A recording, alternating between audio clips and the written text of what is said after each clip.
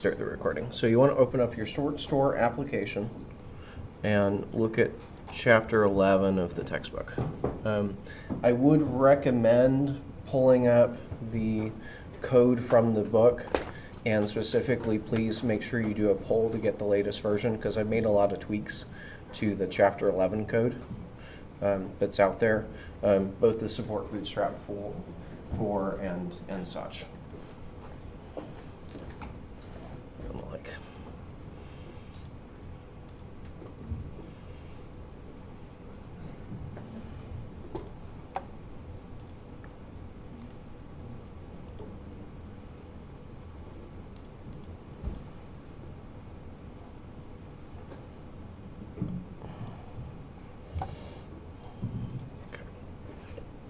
So our goal for chapter 11 is we want to add in this administration sort of functionality. The idea is to give the users a way to manage the products. So whoever's managed the website can add products to the database, they can update them, and they can delete them. So that's the big thing that we're adding to there.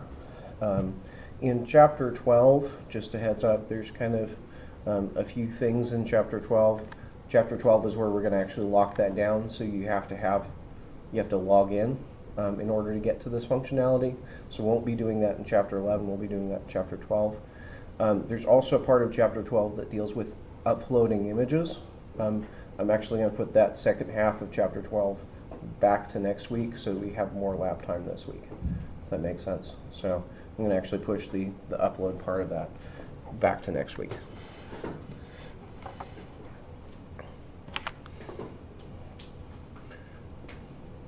Okay, so what I want to be able to add is a a controller that you can get to administer this website.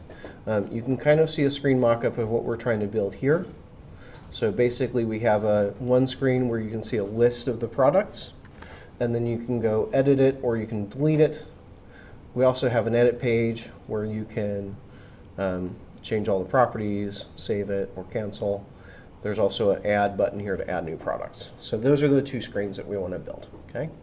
So the first thing I actually want to go do is I'm actually want to go make a change to the routing to make it easier to get to this page. Okay. So the way we have it set up right now, that first page that we're going to get to, you would have to type in admin/index. I'd like to set it up so that you just type in /admin and get to this admin page. Okay. So I'm going to add a short route into here as like the second item in the route config. Oh. Let me format the document there. Oh, that didn't do it.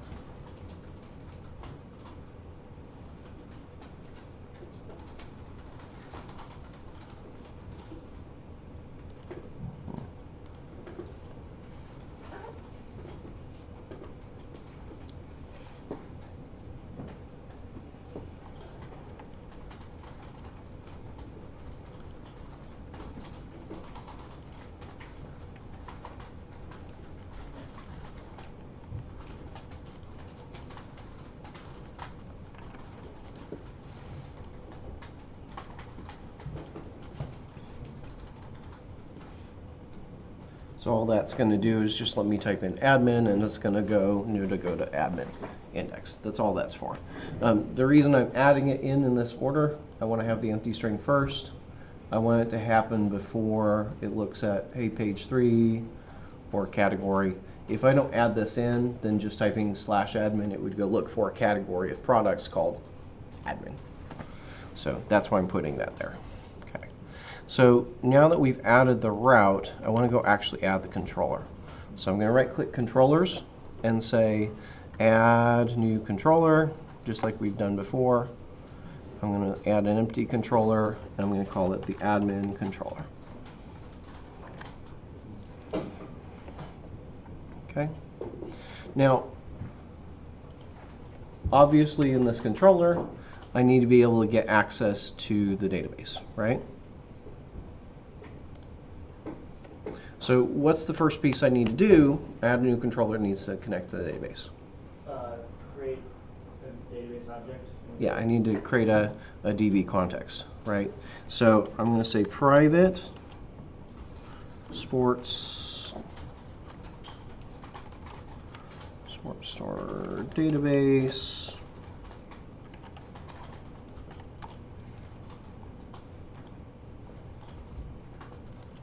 Using DB equals new. So first I want to establish connection to that database.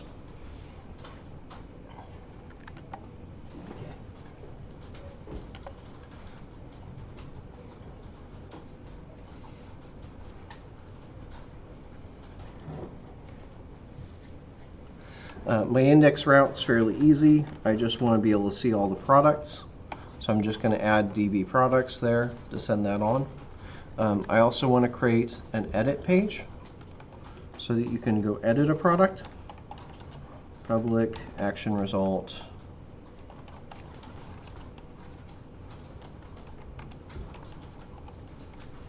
This needs to take product ID.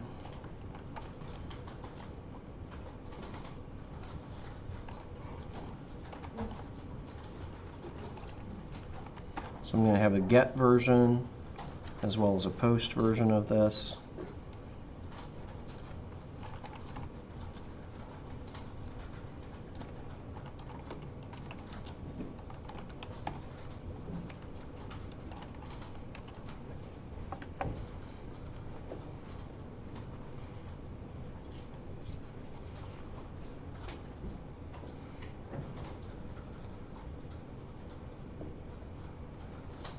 So originally when you go to the page, you just need to give me the product ID of what you want to edit.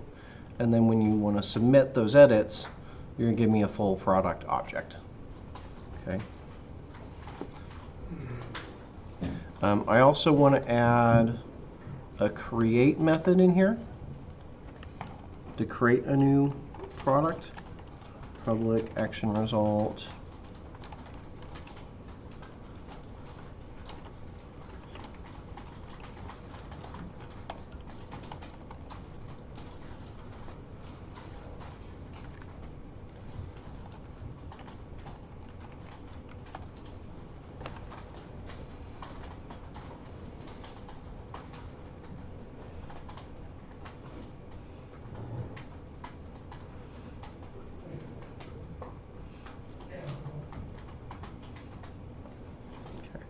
So that's just a matter of roughing out sort of the structure of those methods. Those are what the signatures are going to be.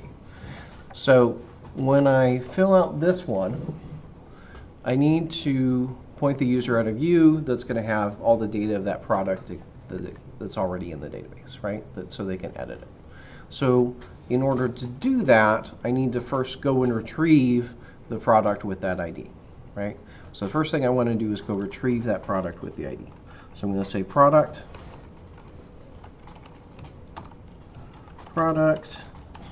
equals db.products.single or default.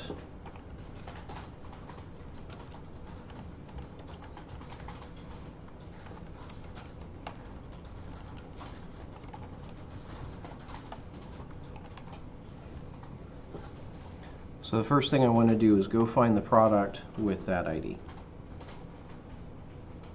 Okay.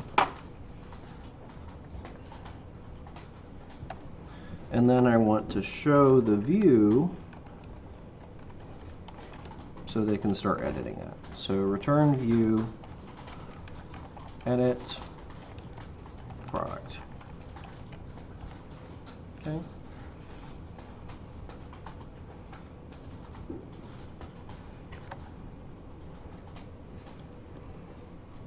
I want to do a similar thing for the create, but on the create side, they're not actually going to start with a product. So I'm going to say return view, edit,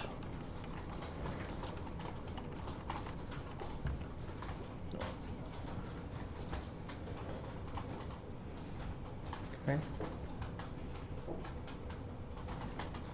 So I'm going to start with a blank form if they go through the create. If they go to admin create, if they go to admin edit, they're going to start with the information of the product that's already there. Any questions on that? That makes sense for initial setup? Use that again. So if they go through admin create, all the fields are going to be blank. The form's going to be completely blank. But if they go to admin edit, then you'll be pre-populated with all the data that's already there. Okay, and I'm using the same view for both of these because they're going to be very, very similar.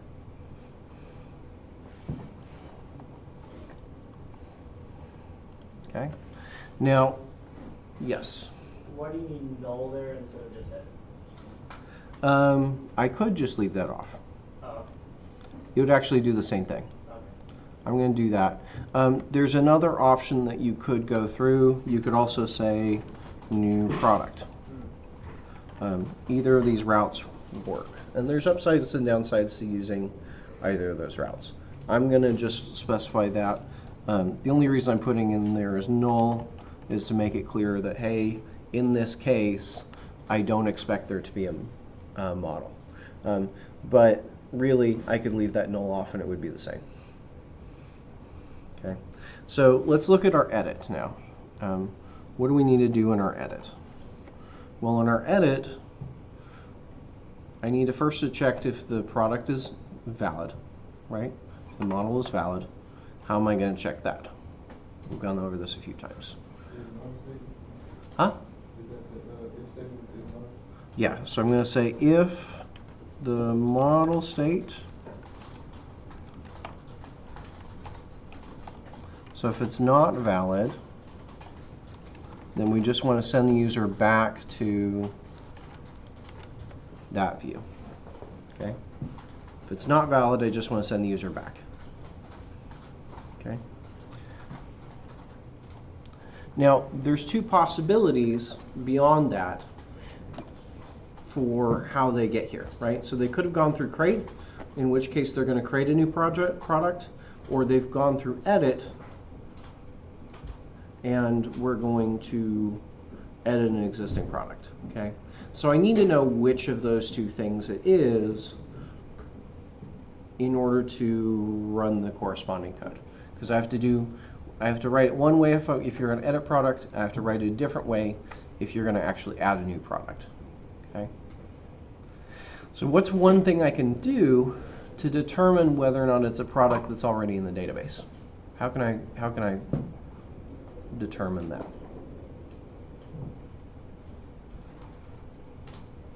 Well, if you're taking the route from the create, would the product be null?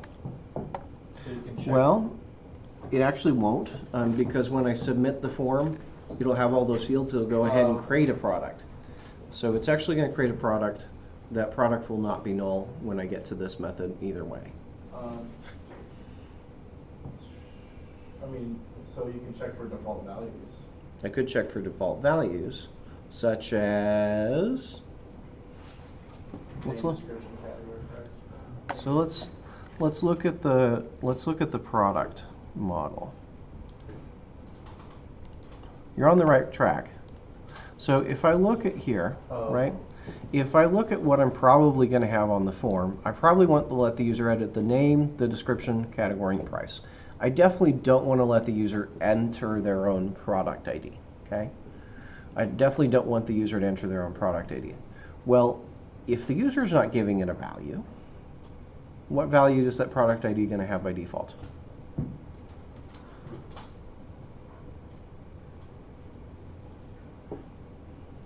Jeremy? Whatever the key is. Not quite. The default should be one more than the last item in the table. No. Eston? Is it 0? Yeah, you're right, Eston. It would be 0. If I don't set a value, this is going to default the product ID to 0. Okay, so when I show this model, and the way this is going to work out, we haven't actually built the view yet, but the way this is going to work out, I'm going to have a hidden field for that product ID. So when you submit, when we go through this, well, this is picking up the product ID from the database. Here we don't have a product ID. So when I submit it back here, if the product ID is 0, I know you're creating a new product. If it's not 0, I know that the product already exists, so I need to do an edit. So if we were to create that product and then save the database, would that product ID not be 0? What do you mean? So, well, actually, never mind. Okay. I figured it out. So I'm going to say else if product.product ID, if it's equal to 0, then I know I need to add a new product. Otherwise, I'll be editing a product that's already in the database.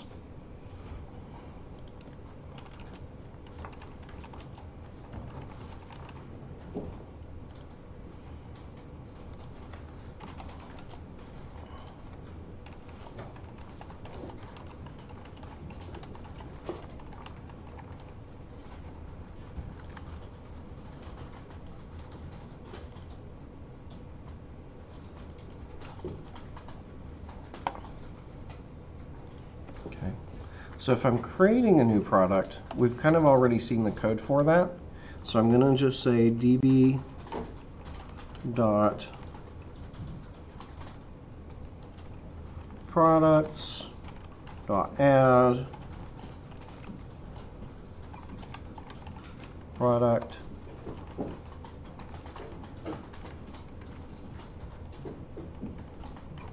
right. Add the product, save changes.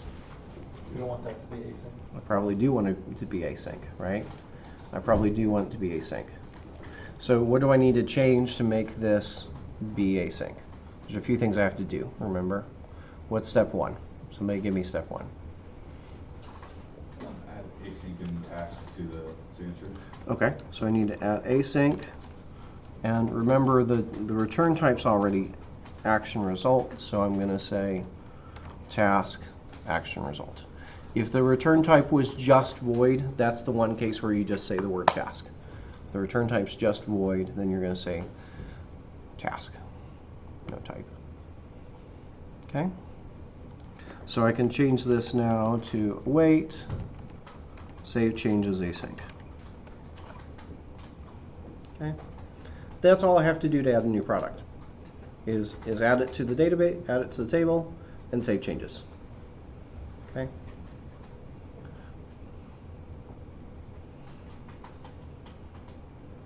Now, to edit a product that's already there, I have to do something a little bit different. So the first thing I want to do, I need to actually grab the database object, and so I can edit that. So I need to go get that from the database first. So product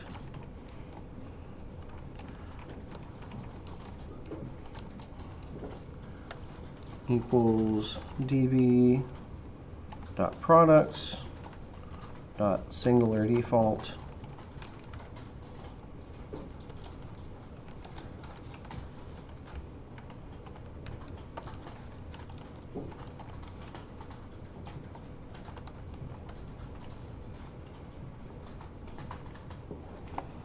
okay. Oh, this needs to be product ID.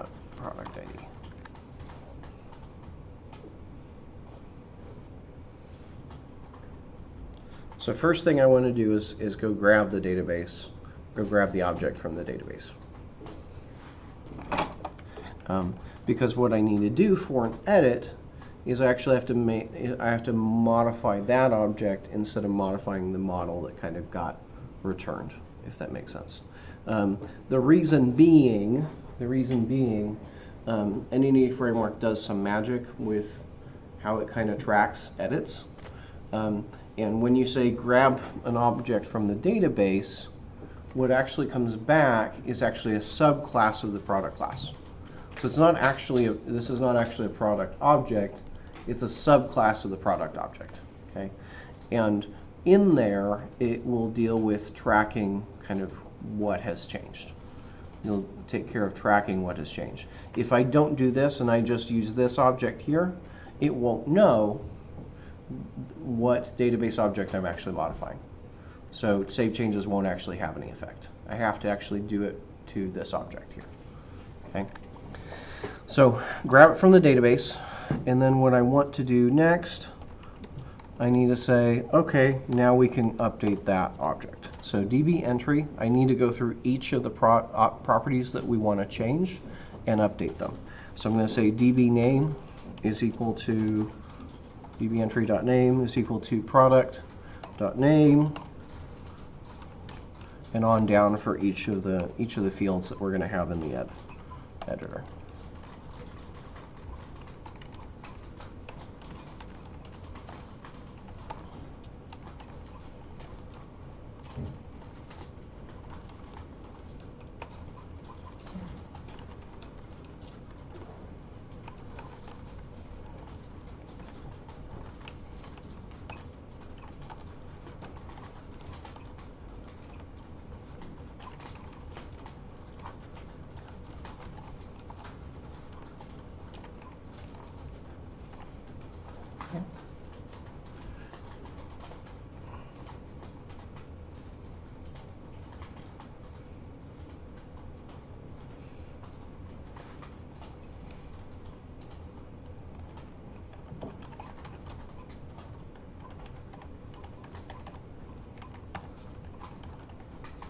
So that's all I have to do to make the edits. So I go grab the item from the database, change all the properties I want to change, and then save that. That's all you have to do as far as edit's concerned, is those 3 steps.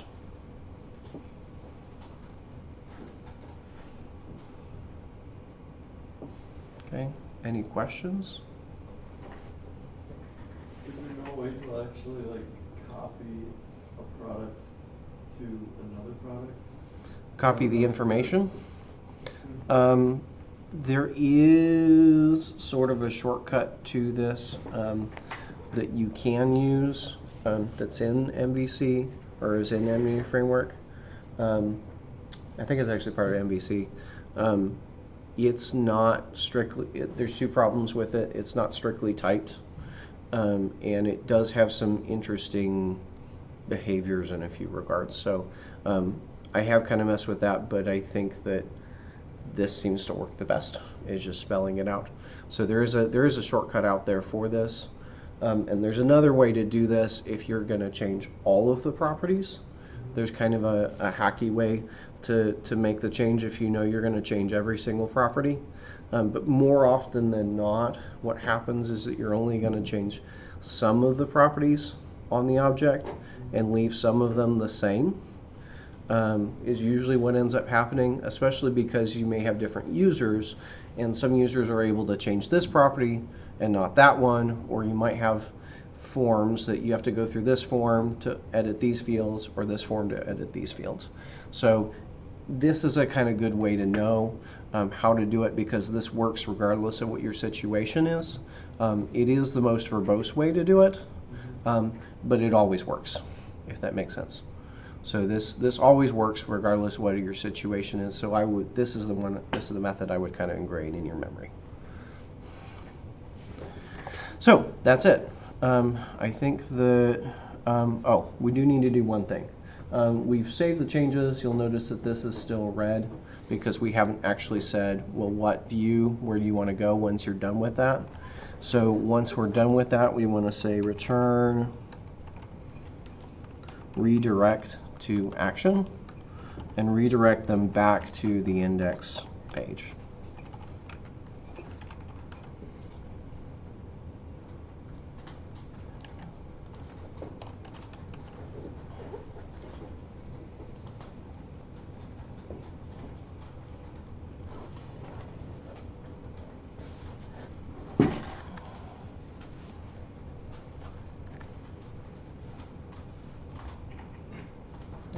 Don't you only need one redirect to action at the end of the, after the else? If I was going to stick it down here, yes. I'm going to go ahead and leave it these two places because I likely will want to do something different in these two. And it just leads for less confusion. So yes, I could put it all the way down at the end of this method, but I think it reads better having it duplicated. Okay. It makes it easier to read what's happening as far as that goes. Okay, so we've created the controller. There's only one. We'll have to come back here and add the delete method, but we've got a start to this. So let's go now and actually create the views that we need, right? So we have really only two views that we need at this point. We have an index view and we have an edit view. Those are the only two views we have to create. So let's create that index view first. So I'm going to go to admin. I'm going to say add. I'm going to add a new view. We're going to call it index.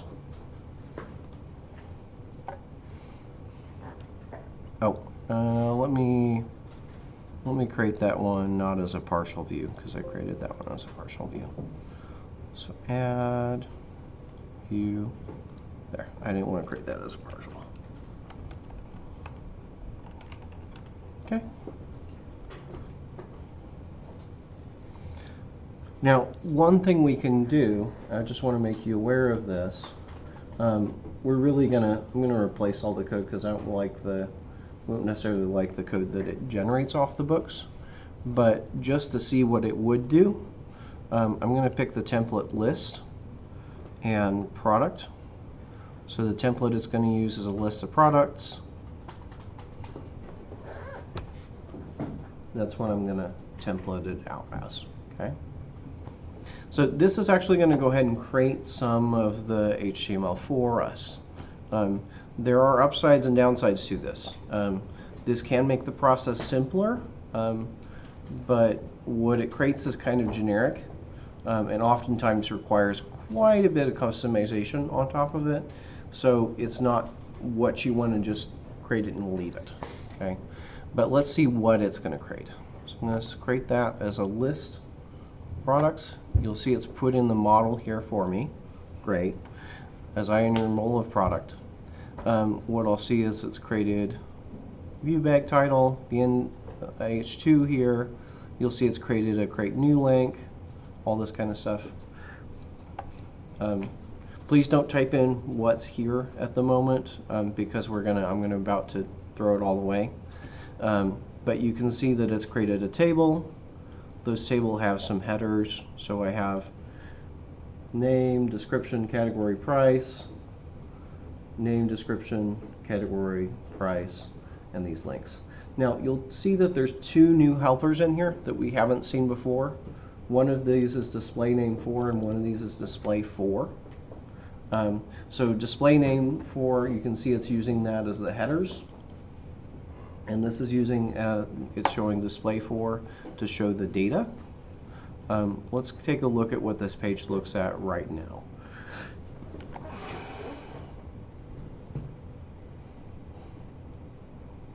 So looking at admin index, take a minute to load. There we go. So this is what that page looks like off the bat. Okay. So display name for goes ahead and grabs the name of that property and will kind of spit it out. Okay, that's all it's really doing. It's taking the name of the property and spitting it out. Now, that may not always be user friendly. For instance, if you have ship date, remember we're going to do those camel case and we're not going to have spaces in there. Well, it's going to spit it out exactly as that, right? If we want to change that behavior, we can add that display attribute to the model. That will change what it spits that out. Now, my feeling in general, display name for is generally not worth using, especially on this list, because more often than not what I find out is that on these list pages, I want to potentially have the column headers be a different thing than just the name of the property, because sometimes I have to kind of clarify for context, where it might not be clear just from the name of the property, what object it belongs to. So usually I end up just hard coding those things. And you'll see display 4 is spitting out the values here, right? Now you will see, notice when it's spitting these out, there's no $sign. Somehow it's still figured out how to spit them out with 2 decimal places, but it hasn't spit them out with $signs. I think it's doing the 2 decimal places because in the actual data, in the actual table, it says that there are 2 decimal places for each one.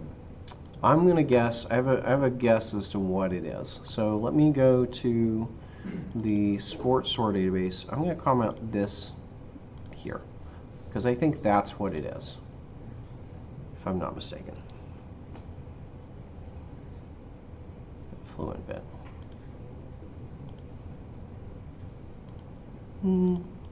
Still not there. Okay. So why it's showing 2 decimal places, actually I'm not sure in this case why it picked 2 decimal places, because usually I have to hint it to tell it which one it is.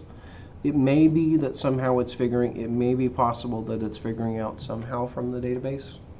That's possible, but I'm not really sure. So we can see display name 4 is going to give us the name of the property. Display 4 is going to give us the actual data. So those are meant to kind of generate pages like this where you just want to spit out the data. There are ways to change how that spits out the data so that it formats it using attributes. Same thing for the display name 4. You can use the display property to change that. But what I want to do today, kind of following along with the book, is we're just going to hard code this ourselves rather than using the display name 4 or the display 4 attributes. The other thing you'll see in here, it's gone ahead and added those action links. So there's a link through the edit page, what's called the details page, and the delete page. So those are there. Okay. So this is what you get out of the box. Not necessarily a bad thing, but not necessarily ideal either. Oftentimes there'll be columns in here we don't necessarily care about. For instance, we might want to remove the description just to free up some space. And it always generates it as a table like this, which, remember, table is not necessarily particularly mobile friendly.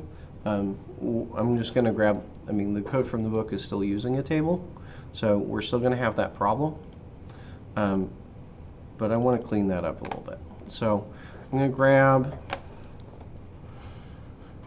to erase everything that's in here, actually, like so. We want to set the title. I'm going to set the title of that to admin : all products.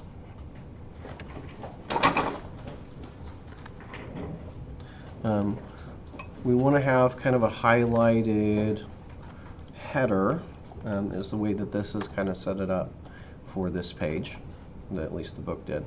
So I'm going to add in that.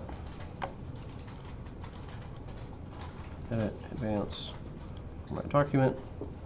So I'm going to have a div up at the top with a light background, a little bit of padding, all products in there.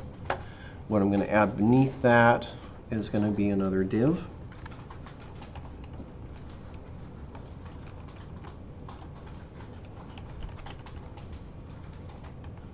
I'm going to give that a little bit of padding as well.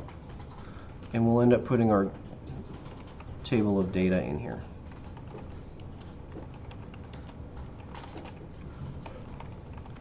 I'm going to add a footer to this on a similar sort of note, which is where I'm going to add the button to add a new product.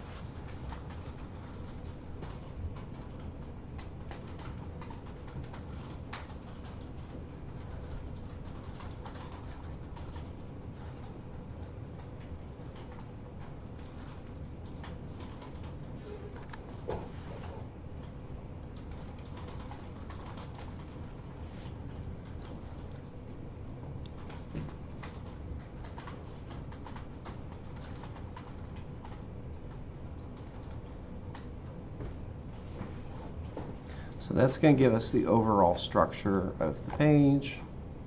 Should look something like this. So you should see very faint background on this. All products, you should see a very faint background on that section. So we got kind of our header, we got our footer. We're going to throw a table in the middle there. Okay. So let's build out that table. So the data I want to actually show, as far as that's concerned, I want to show the ID, the name, the price, and then I'm going to have another column for actions. So let's start this table out. I'm going to have a table tag. I'm going to give it a few bootstrap classes to make it look nice. So we're going to say table striped, and table bordered. Table stripe is going to mean that every other row is highlighted, and table bordered is just going to give it some borders around each of the cells. Okay. So next I want to add a T-head tag. So this is where we're going to put our head. And I'm also going to have a T-body. Okay. Inside the table head, I need to add one row. So that row is going to contain the column headers. So TH, this is the ID. TH, this is the name. TH, price. TH, actions.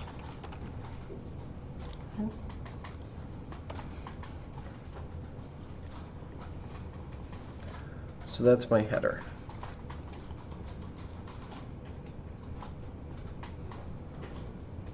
Now inside the body, inside the table body, I need to add a loop to loop through the products in the model. So I'm going to say at for each var item in model. And I need to create a row for each product. So I'm going to say TR, TDs. Remember, TD is for table data, and TH is table header.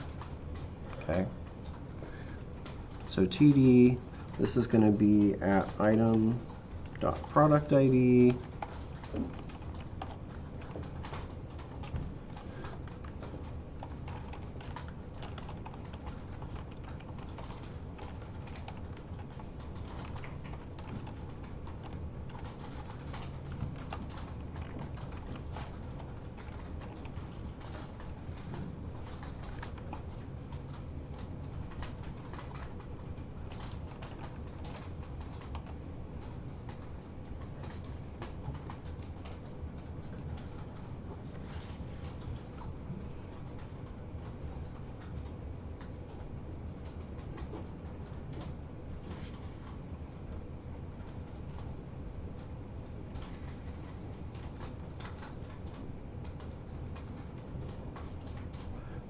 So let's look at what we have so far. What we have so far, all right, so we've got the data we need. I haven't made the delete button work yet. That's fine. I do notice that I'm not formatting these prices as currency yet. So we can go back and fix that fairly easily. I'm just going to say .toString C and format it as currency. Now, the other thing I'd like to do is I like to be able to click on the name, and clicking on the name should take me to the edit page. Okay? So rather than putting the name directly here, I want to have an action link there. So I'm going to replace that at html.action link. The name that I want there, I want the name of the link, the name to show up as the name of the product. I want to point it at the edit action.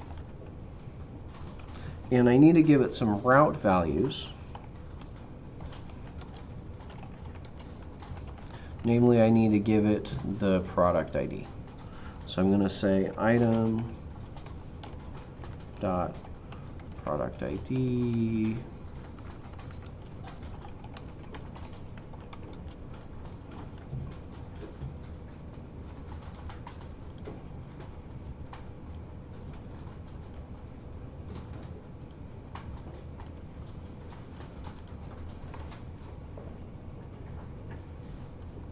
So that's going to change it up so that I can click on the name and it'll go ahead and take me to the edit page.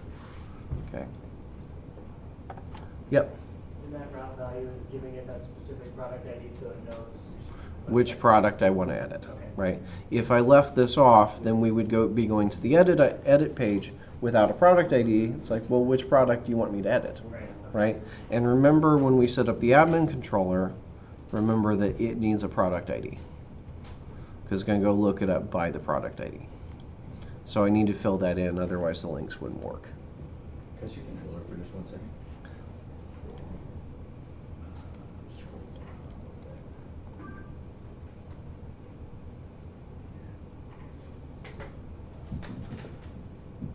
I'm getting an error.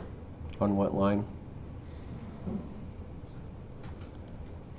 What line are you getting the error on? 36. Huh? It says 36. That But- it says. But is it my 36? What line on here is it for me? You're missing like 45. 45? Okay,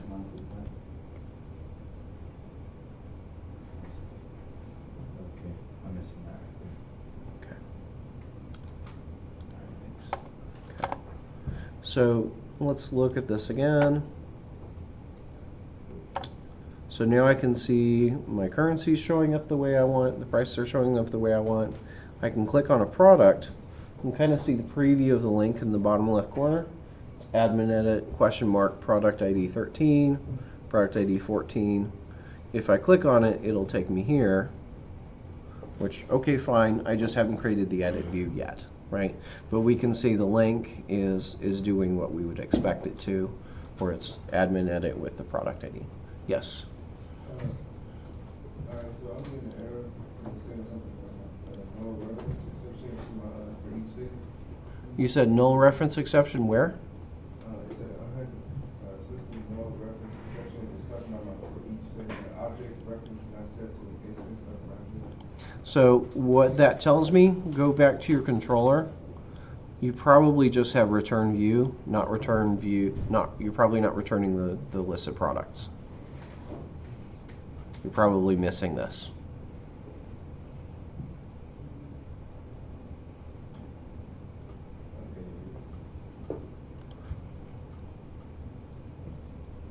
Okay, so that's our basic setup.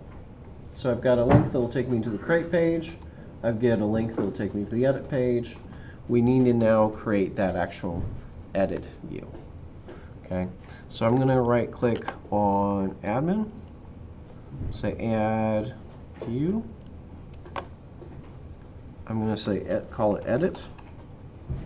Now I do want to show you the template here because remember there's a few different templates.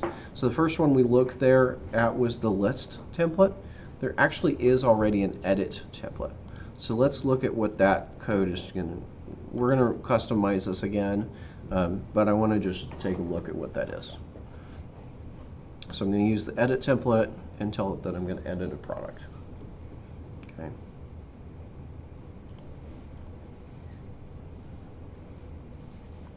So here's the code it generates. Let's take a quick look at it and see what it looks like. I'm going to get that. I need to go here, click on one of the links. There we go. So editing product left, editing kayak. You can see it's kind of filled out, created fields for that, right? So it's got kind of a basic setup, and then there's a save button at the bottom, and there's a back to list. Now, one thing you'll notice, the save button looks kind of odd. These templates, all of these templates, they're based on Bootstrap 3. So the code that they're generating is Bootstrap 3, which means the class that it's applying to the save button is BTN BTN default instead of BTN BTN primary, which is why you'll see that. Okay. Now let's go take a quick look at it to just see some of the things it generated. So we can see the header, view bag, title, like I would expect. All it did was put in the name of the view in both of these two places. I'm going to say begin form. There's something here about the anti-forgery token here. This is a security feature which we haven't really talked about yet, and I do want to talk about later. But that's what that's about. It has to do with solving something called cross-site stripping attacks. It's to prevent those. Okay, so we'll come back to those later because we do need to talk about that, but we can ignore that for now. Okay, creating it as form horizontal, which isn't really showing up horizontal the way it's set up. We've got validation summary, it already filled in. We can see that we kind of have this hidden field for the product. So you see hidden for, just kind of like you have text box for, or password for, or text area for. You use hidden for to create a hidden field. Okay. We can see that there's a label for thing that will generate a label tag. We can actually take advantage of that. You'll see that now there's an interesting thing happening here. Notice it's using editor for. Okay, editor for. We haven't seen that yet. Okay. Any guesses as to how editor for might be different than text box for?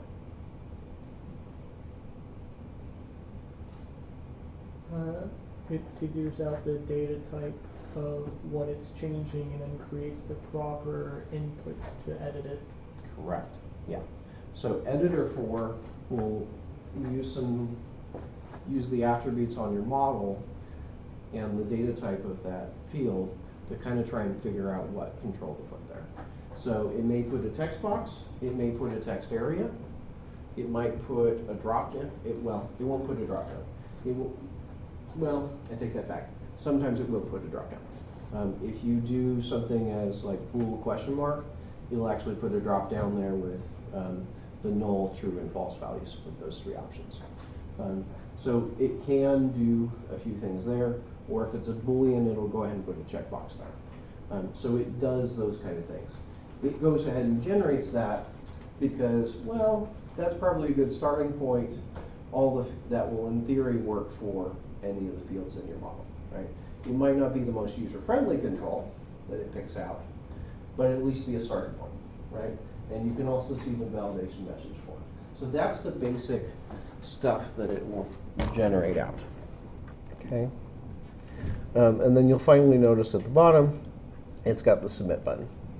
And then also a button here to go back to the list. So that's the basic structure of what it will generate if I use the template. Now, I'm going to actually cut all this out, and because I've already got the finished code here that I'm going to bring in.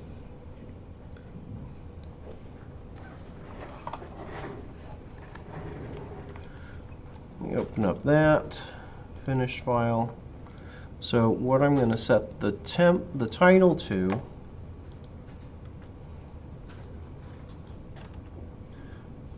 I'm going to set this title to admin edit. I'm actually going to add the name of the model in there. Okay.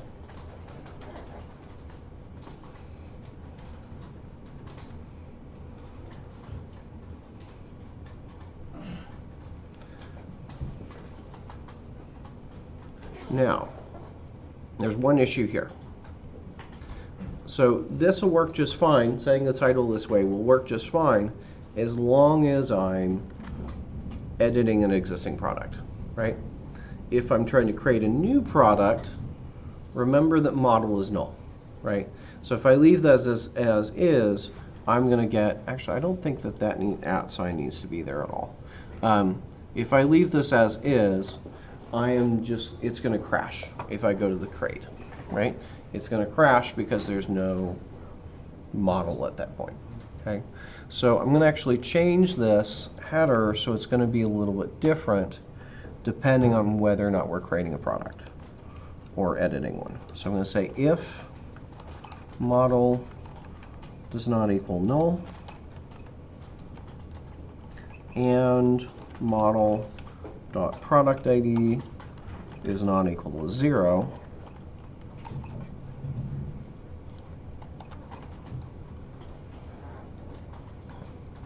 then I'm going to show it as edit blah blah blah.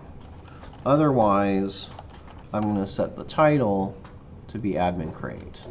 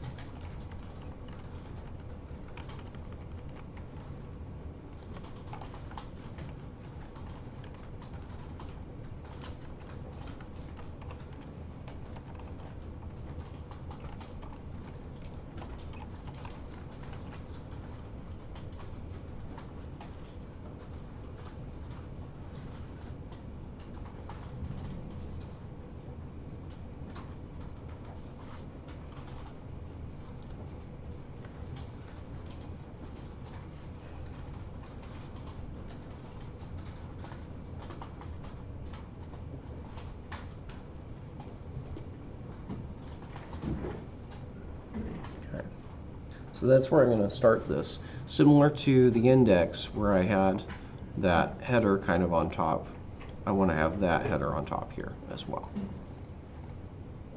Okay. From there, I'm going to start creating the form.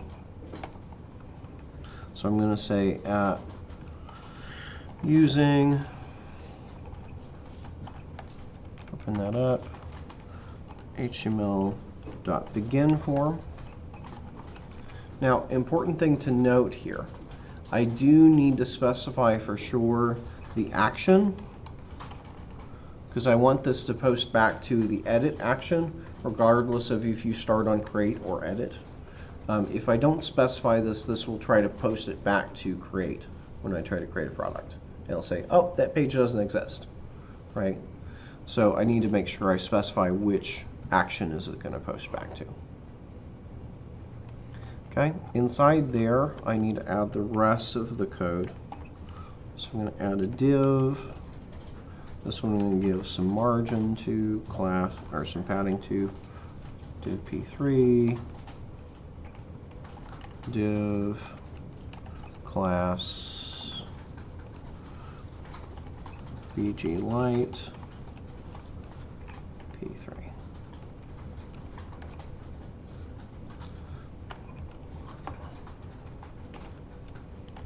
In the bottom there, I'm going to have a button. Type submit. And I'm going to say, that's going to say save.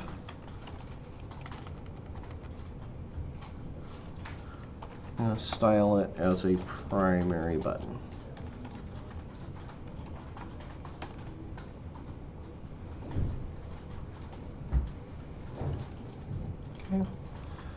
I also want a link that's going to take me back to the list of products. It's going to be my cancel link. So I'm going to say html.action link, and this is going to say cancel return.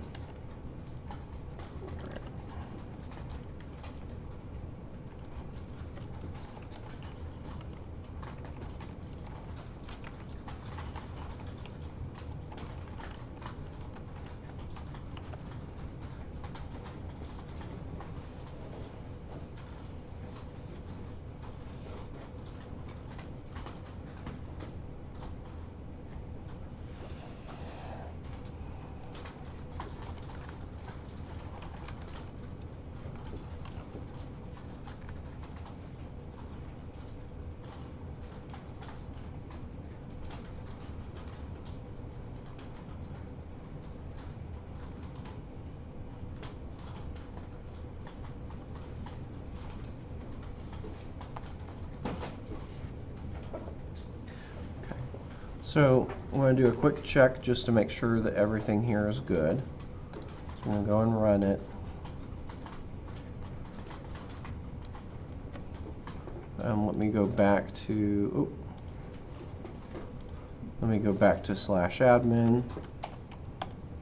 So on the list page, if I hit edit on Kayak, I should see something like this. So it says admin edit Kayak. I also see the same thing in the title of the page. I've got my save and my cancel buttons. Similarly, if I go down here and say add a new product, it should say admin create in those two places, my save and my cancel button. I can check the cancel button just to make sure it works. So that's what we should see at this point. Okay. Everybody have that down and it working? I just mean the class on that HTML action. It's BTN secondary. You had a question, you had a hand up, Scott? Mine doesn't have fields. And, That's fine. That's fine.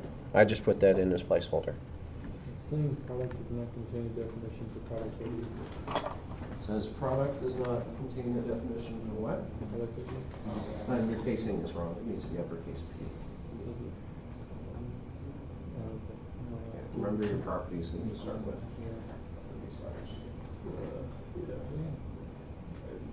Yeah, that's fine. You have a hand up. So your second button should be right. It should be what? BTN secondary. The first one. Yeah. So the first one should be BTN primary, and the second one should be BTN secondary.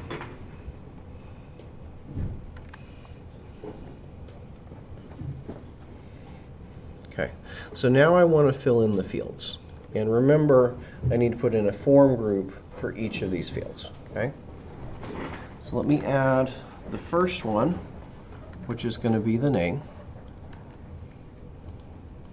And you can kind of see that all of these will follow the same pattern. So I'm going to say label 4, text box 4, validation message 4.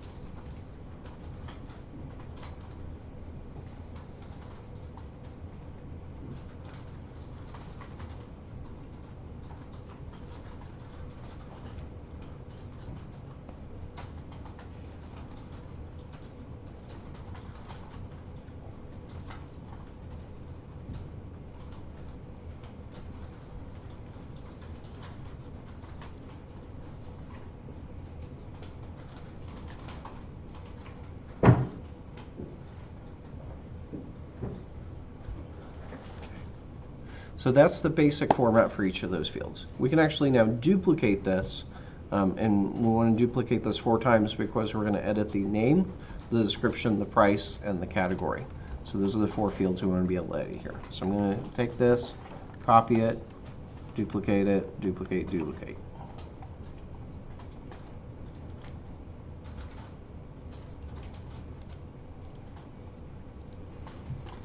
So here we've got description. I change that for all 3 of those. Price.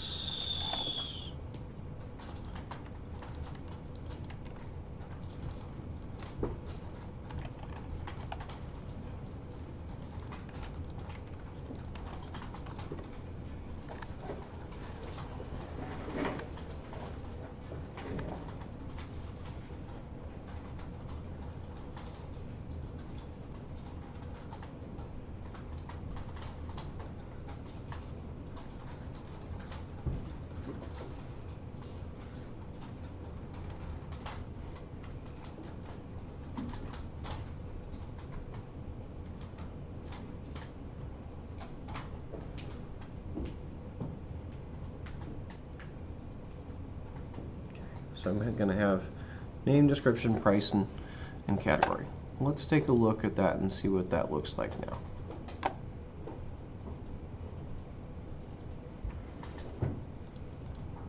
I'll refresh this page. So I'm on the edit page. You can see kayak, vote for one person, 275 water sports. It's actually pretty close to what we want, right? So one thing I do want to change here, note that description, it's only giving me one line to enter there. I really would like that to be a text area instead, so I can enter multiple lines of text easily. So I'm going to actually go back and change that one. Instead of text box 4, we're going to make it text area 4. And the other thing I want to do is specify how tall that text area is going to be. So I'm going to add that into the HTML attributes. I'm going to say rows is equal to 5. So that's going to update the HTML to tell it that it should be 5 rows tall.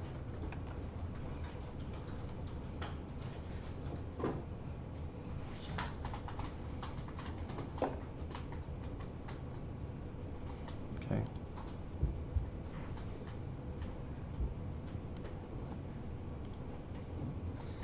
So we should have something like this now, where that can contain up to 5 rows. Contain 5 rows of text. Now that, remember, with the way that rows works, that doesn't limit me to only 5 rows, right? I can go down here and I can have many more rows. Okay. All that's going to do is say initially I want you to show it with a height of 5 rows, height of 5 lines of text. You'll also notice with the text area in Chrome, I get this little drag here that I can drag and drop it and make it a little bit bigger. So that comes automatically just by it being a text area.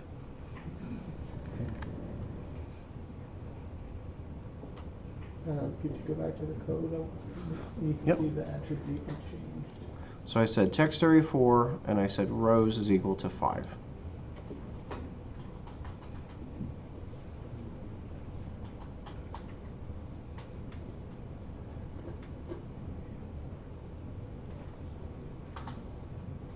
Okay.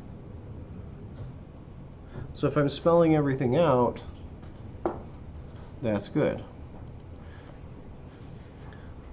Now, what I would recommend we probably want to do next is let's make sure that we can that the create and the edit actually works. So if I go back to the list, okay, I'm going to click on add new product. I'd asked everybody to do this at this point and just make sure that everything you have is working. So we're going to say add new product, should say create. I'm going to give it a name. Whatever name I give it doesn't matter. I'm just going to put some dummy data in.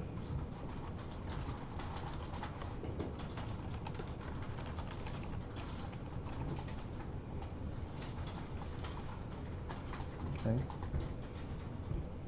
So I'm going to put some dummy data in. I'm going to hit save. Maybe I have a little bit of a problem. So let's see, it went to admin, create, length is equal to 4. Oh. In my begin form, so if I only give it one attribute, it's actually treating that string as route values. I need to actually tell it admin, edit admin.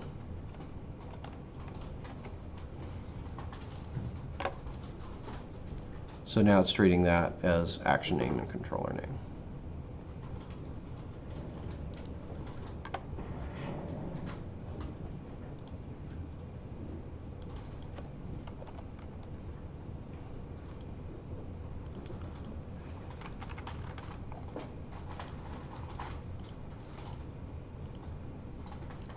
Save. So if that all goes through, you should have a new product at the bottom of your list.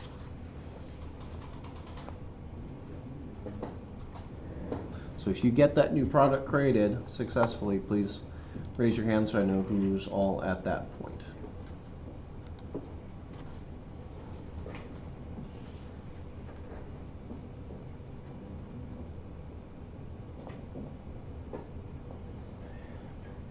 You got it, Scott? Yeah, pretty cool. Brandon? Is this, similar to like adding on the roster? Mm-hmm. Similar kind of thing. You're still going.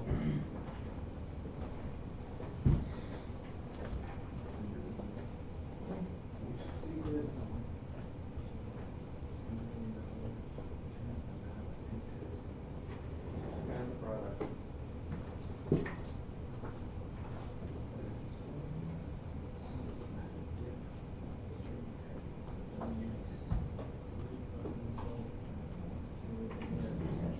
Something in the first. Let's see. So you're posting there, let's see, you're adding the controller.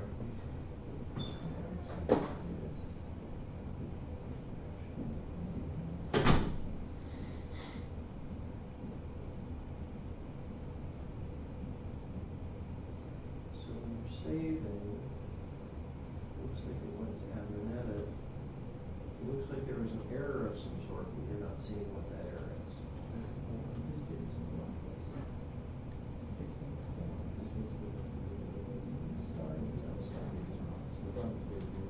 You should go back to the products page and just successfully add something like that. So when you in here,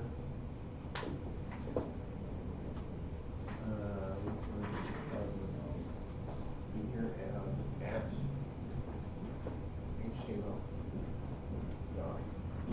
Validation center. Validation.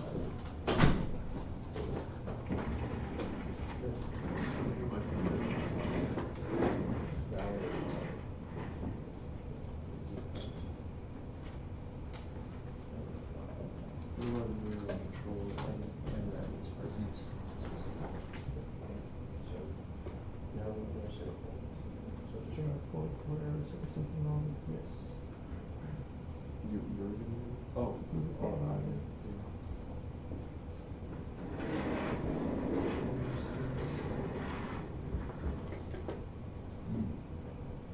It's not telling us what it is.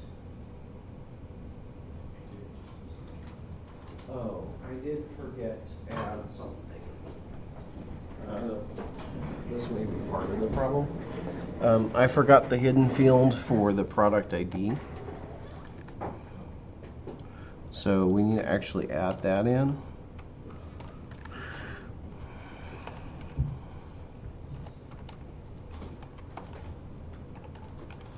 What does this do? Creates that hidden field that's going to save the product ID. Otherwise, when I'm posting it back, it's always going to be like creating a new product instead of editing a product. So I need to have that in there.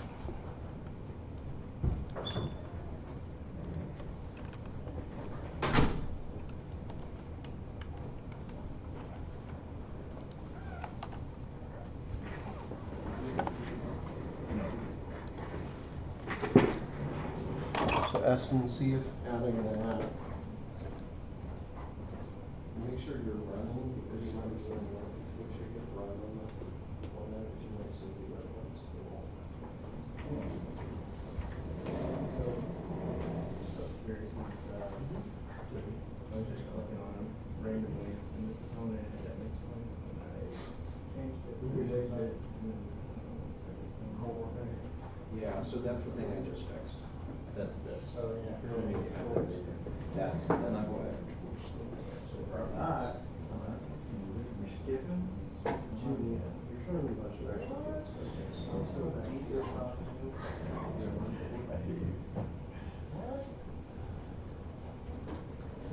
Oh, your validation message form, you've got the wrong class in it. That should be texting here. So that's why they look like this.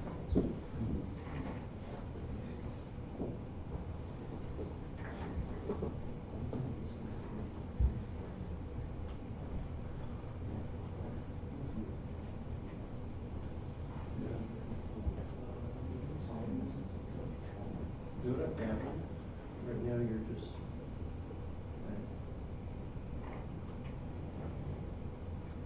Alright, let's go. So let's see, HTTP codes, HTTP at.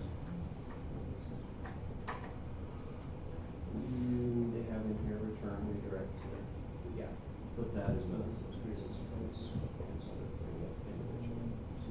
I'll make this an all set.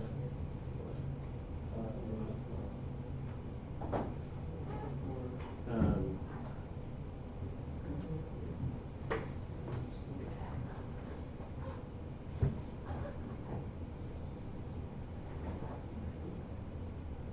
you go back.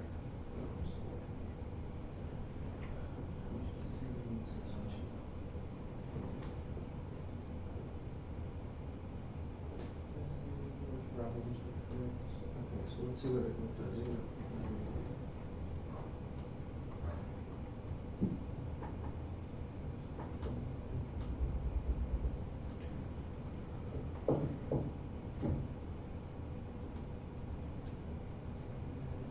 Go back. Let's do it right first.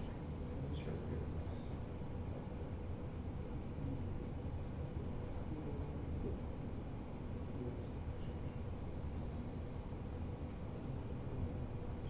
Supposed to add whatever we do.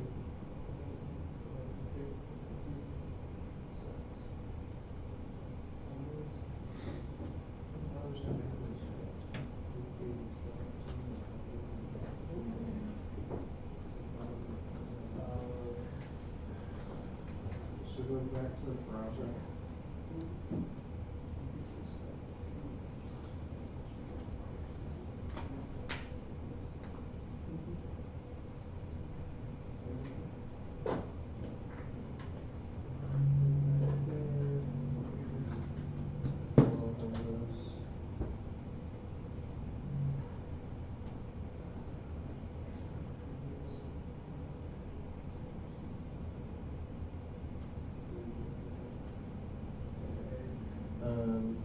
So looking down here, you can kind of see the contract that I'm in.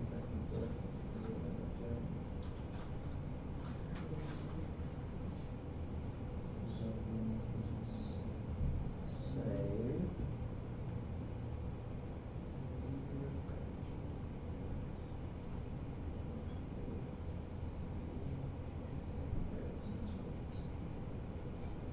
So it's going through the host. Product ID is not being set.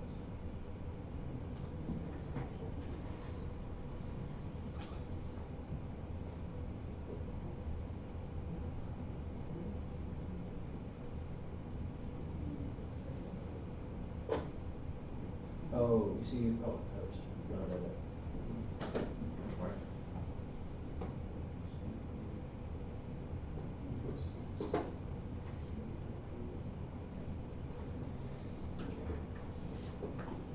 We're free? Yeah. Okay. Yeah, I got it.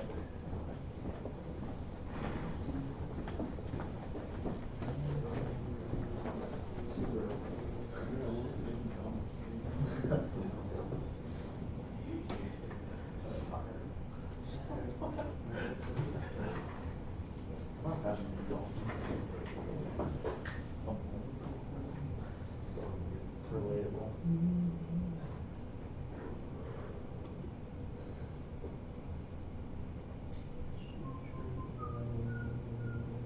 Yeah, that's probably all breaking experience. That's all I want in my life. What the heck? What? So it's what'd you say?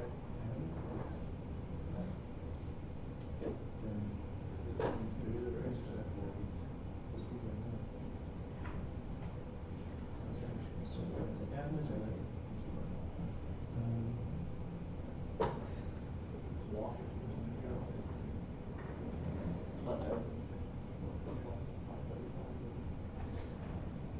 Over the course of last 5 years, just from being already walking.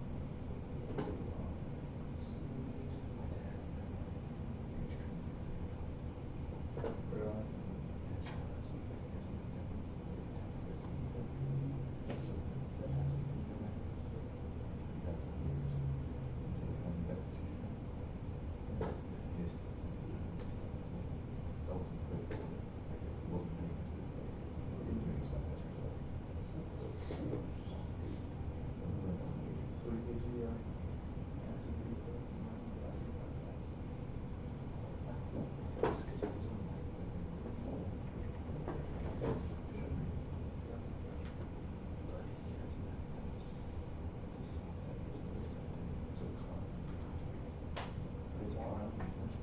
soul satisfied too. He scares you.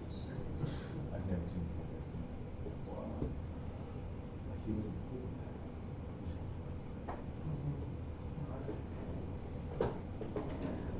He was like the cool kid. Kind of weird. That's kind of how I feel. Like, I should laugh. You feel bad.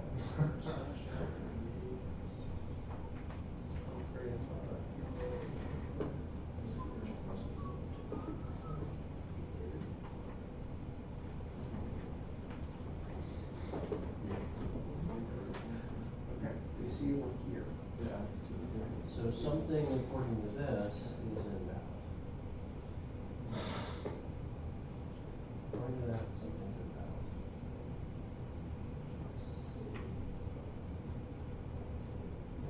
And come here.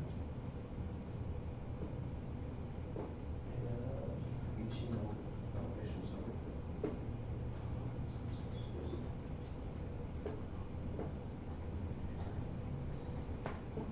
Save that. I know save one. So save that. Go back to browser.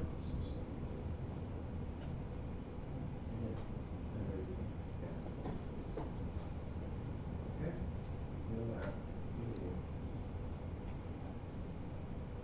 There it says, product ID field is required, photo field is required. So it's an issue with your model. Go to your field. What does it do when you click it? You need to close that. Go to your product model. And we remove, first of all, we remove that house. Required on photo. Photo should be required. And it's claiming the product ID is required. And the product is required.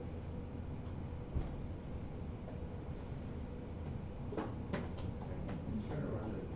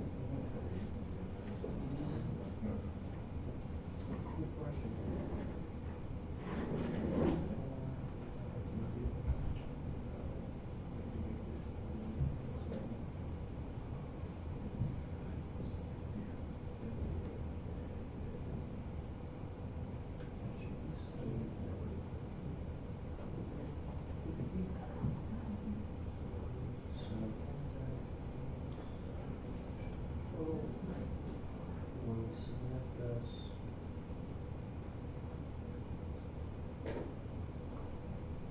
the product ID is set.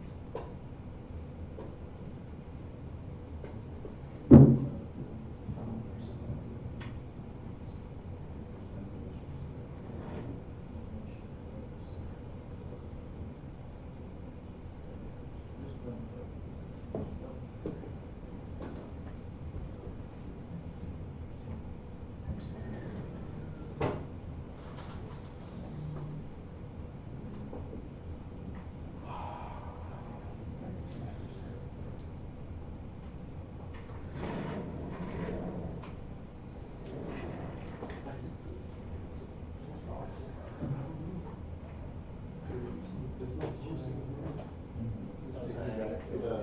It's not connected back to the room. So it's like a controller now. I think it's generating a different rate.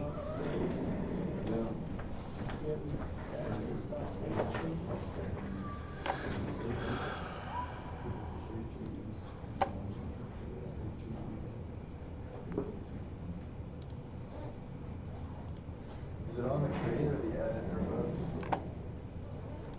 It's on the group, like this is not created, this is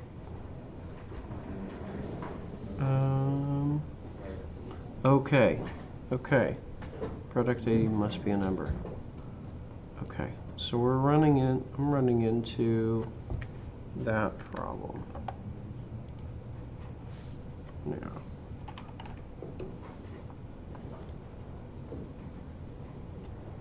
Test.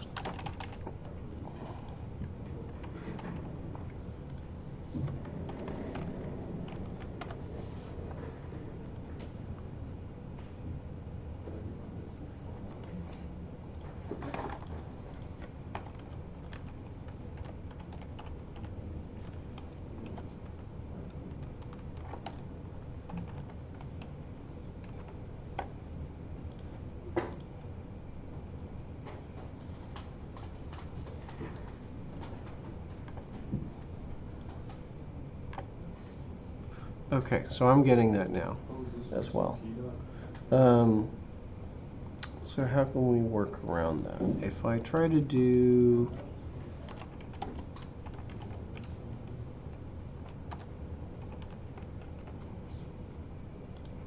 let's see if that'll fix it.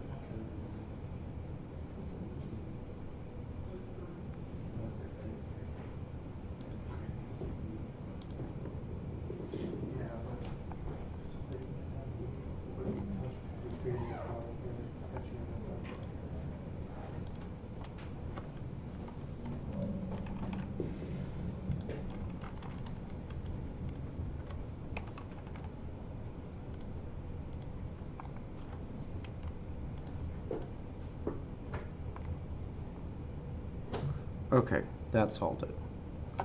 All right, so one issue I ran into, and this didn't manifest, it looks like this didn't manifest until I added the hidden for here. When I submitted it, then it was saying, okay, I don't have a product ID set. What seems to have fixed it, if I say new product here in the crate, that seems to be fixing it at the moment. Instead of null, if I say new product, that solves the problem there.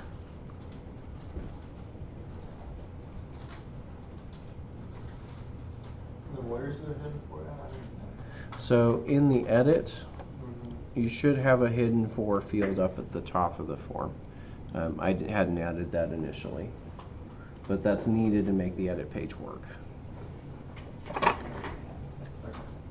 Yep.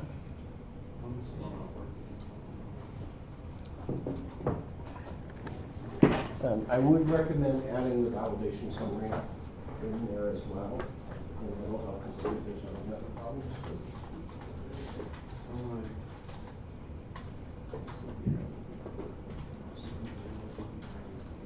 Okay, so now let's run it.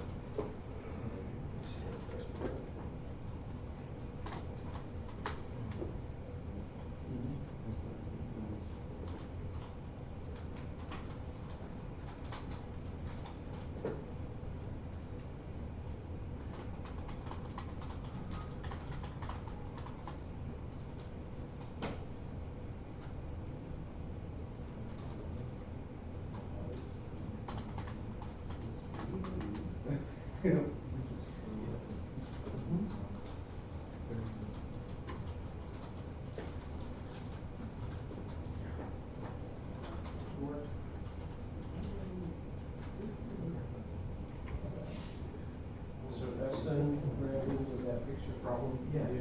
Okay.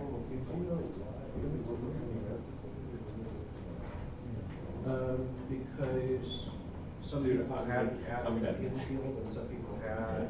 What did you put that? Nothing, I did nothing, I reran it. And it worked. Yeah, The hidden for although we fixed ran the it like page. 5 times. Oh,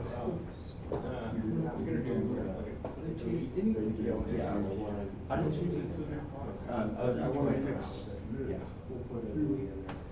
And you're fine, that's actually. No, I had that before. Or I changed it back to. Would now be a good time for a break? Yes, let's take a quick break, come back at 2:15. We've got a few things I want to finish up with this edit page, and we still got to create the delete page.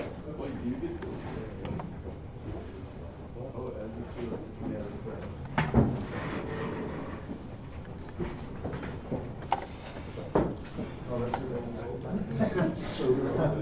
I supposed to do?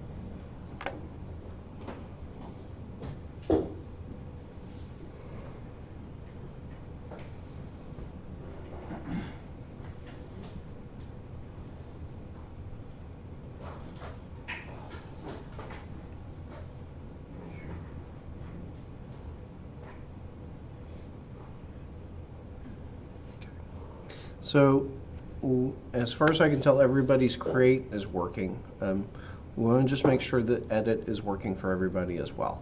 So if you would, select the product that you just created, click on it, you want to go edit, change all of the properties on it so that you can tell that it's something else.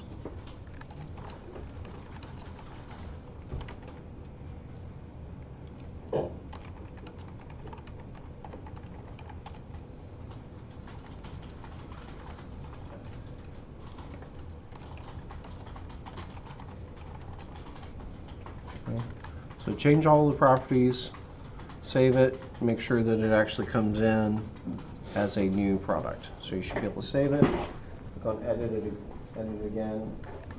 All those fields should have changed. You edit the product that you just created and make sure that all the fields change. Make sure the edit works.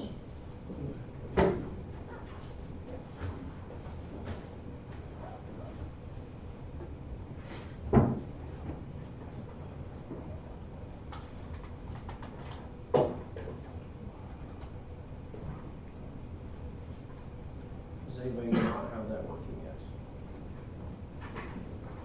Or is the edit first?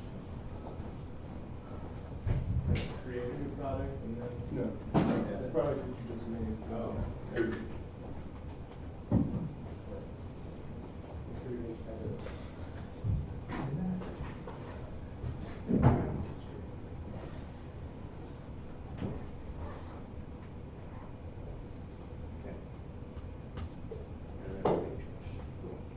Okay, so a few things you want to know about what's going on here. So first problem that I have, I want to fix this, that I want to fix.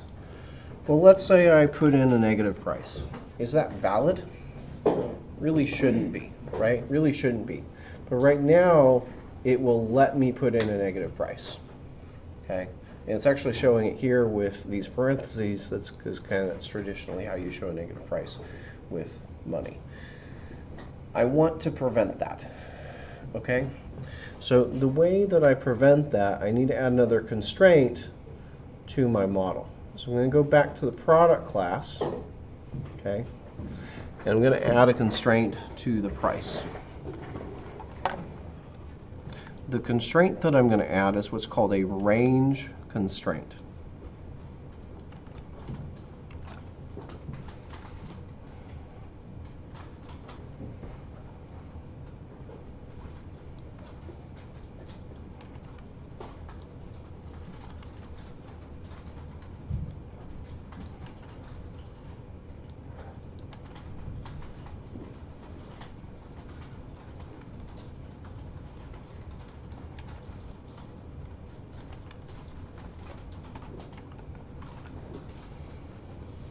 The range constraint.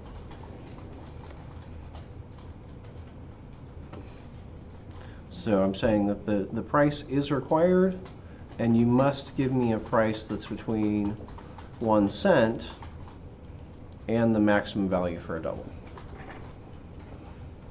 So effectively it has a lower limit, but it doesn't really have an upper limit for how expensive that item could be.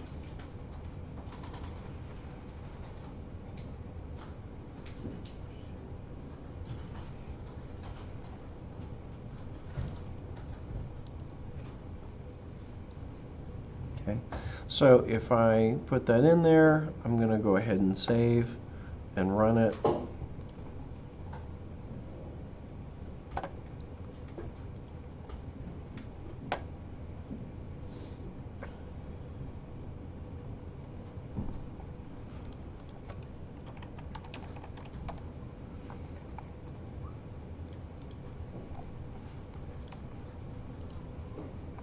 It's going to now tell me that it needs to be a positive value.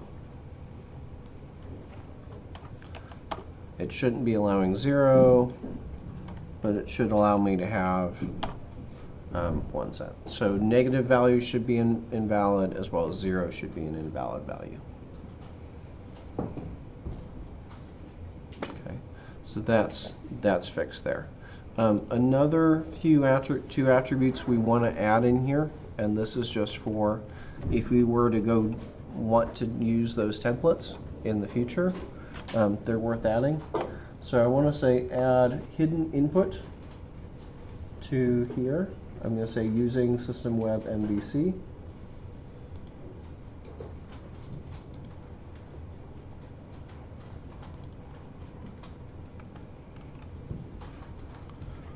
So hidden input is gonna, if I was gonna generate this again, it would say, okay, well, I want to hide that input. I don't want it to be visible.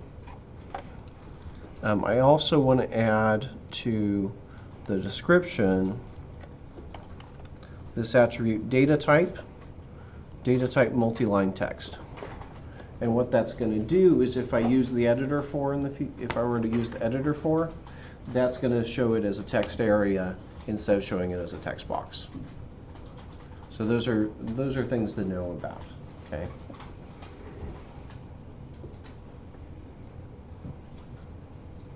So there's the data type and there's the hidden input. Those are ones I want to add.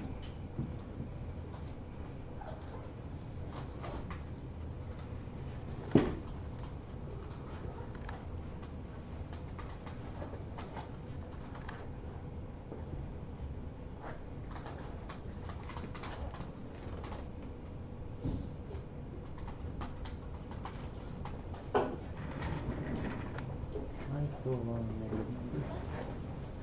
In the video? Let's see. Okay, and did you tell it to run? Because remember you made a change to the model. That won't take effect until you run it. Yeah, that would be the problem.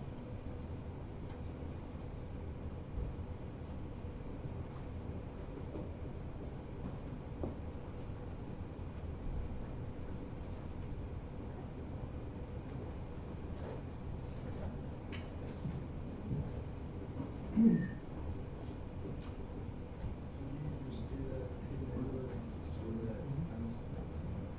you'll need an import. And you'll need to add system web MVC.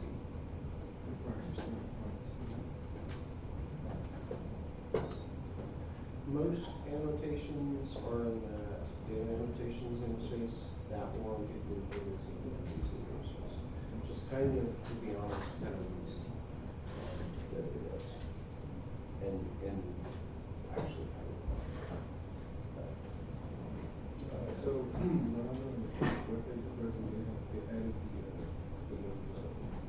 product that I added, but it didn't have a photo. Do you add that to the database? well, so you'll need to end up adding a field for that. But we're not doing that yet.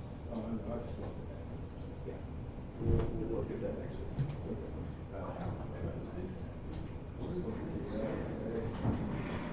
Just in your content. That's what you should Oh, do. where's the, Okay. So we fixed that problem so that the range is constrained for the price. The other thing we want to do is notice that when you put in invalid values, when does it tell you that there's a problem? So if I say put in negative 100, it won't actually tell me, or if I leave any of these fields blank, it won't tell me that there's a problem until I hit save, right? So ideally, I'd want it to run those checks on the client side, on the browser side in JavaScript, to check that those fields are invalid before I submit the form. Okay. Now I could write those out myself. We could write those out in JavaScript and write all that code ourselves. The good news is that Microsoft provides a way to do that, and it really just means we need to add a script. So what we want to do is that. So first thing we need to add, because that script, that tool is based on jQuery. We haven't actually integrated jQuery yet. We need to go add that.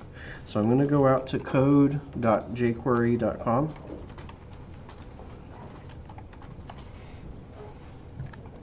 I'm going to grab the minified version of this. So I'm going to grab the minified version of jQuery. Oh, I do want to grab it from HTTPS. I want to make sure I'm on the HTTPS site.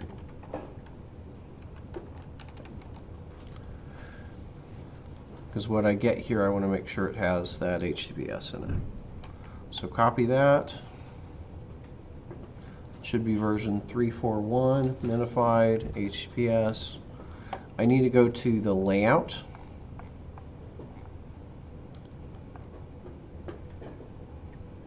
So shared layout.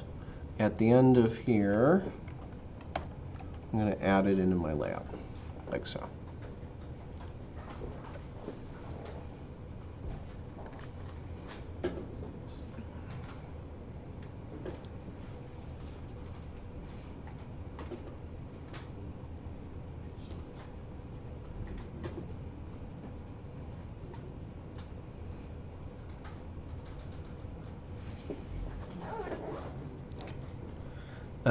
The next thing I need to do is right-click on the project. We need to actually install the NuGet package.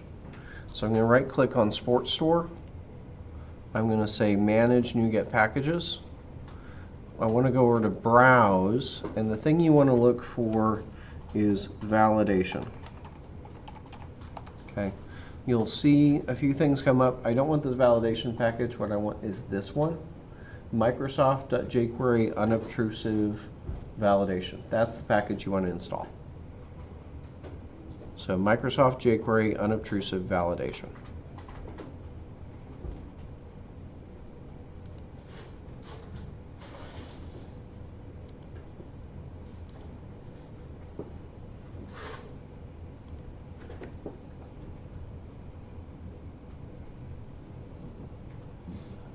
Okay. Does everybody have that installed now? That package? I got error. On version of system.net, it's got HTTP. Or HTTP.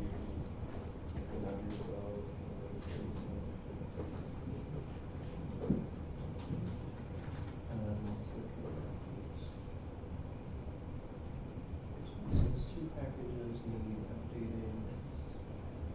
Need to update this one. And when you went in here, you want to make sure that you go through, make sure you're installing on the package, not on the project.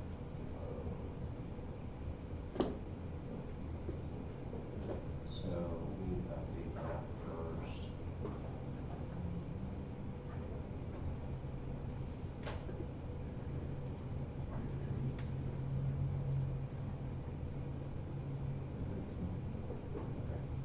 That should be okay. Everybody? That's just what I prefer to do. That's just how I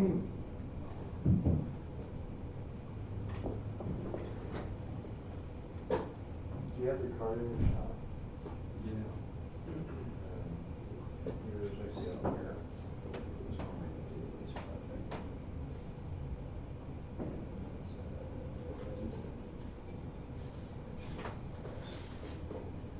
Your name, something about your name. And our card will get so like that. That's what it's about. So don't worry about that right now. But no, you're gonna need to come back there and like I said, that's what it's.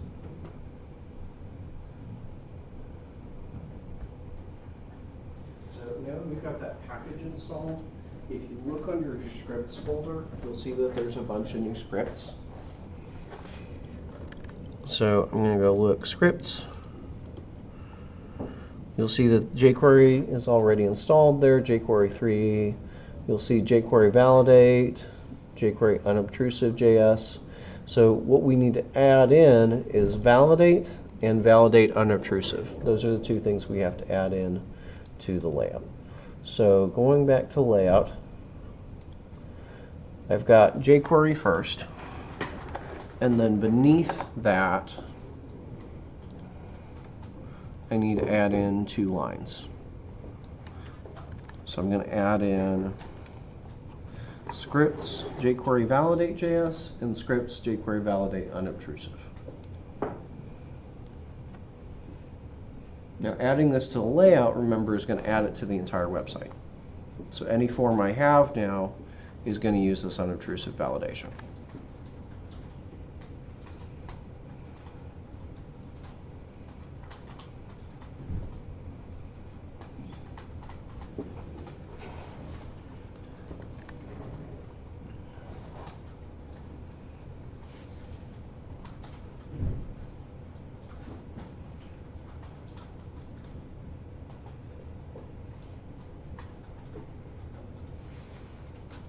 Shouldn't include the minified versions. Technically, yes, you probably should. So if I want to include the minified versions, I'd say .man.js. There.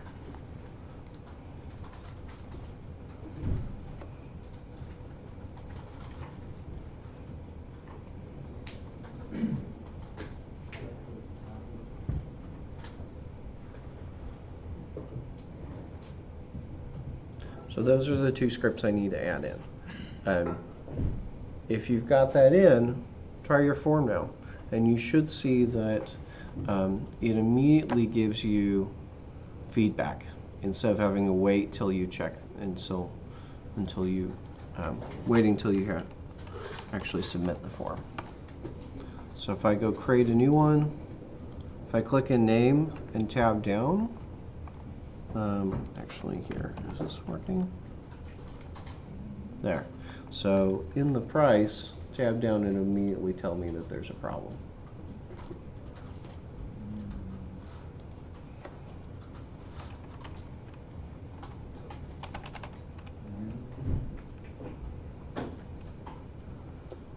Mine's only working for name. Huh? Mine's only working for name. Mine's only working for name. Only working for name. What do you mean? Not required on Now, you may have to submit it once.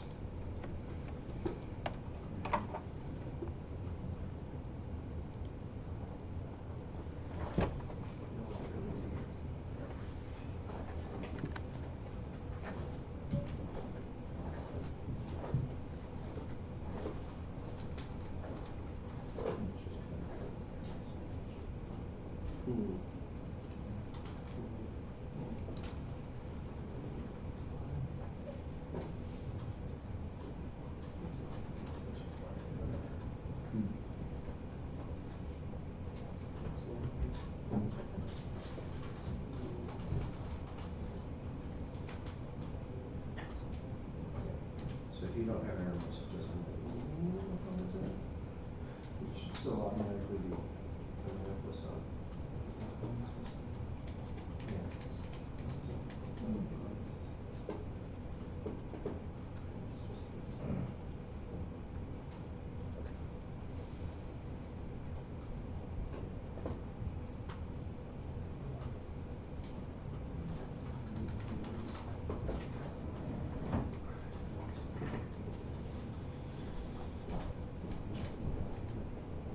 You can see that's doing the stuff that we do without manually on that.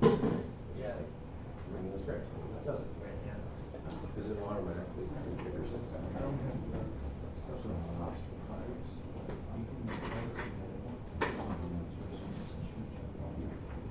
So let's make sure, so, looks like you do have one problem here, so.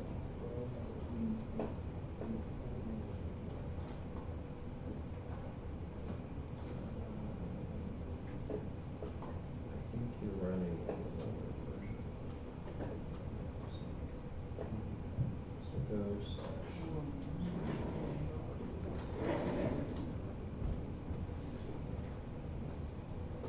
Are you getting a great one?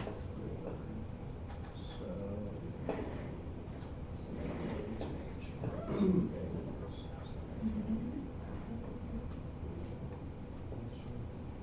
Oh, you see, you put this in the string, which is changing how words get treated.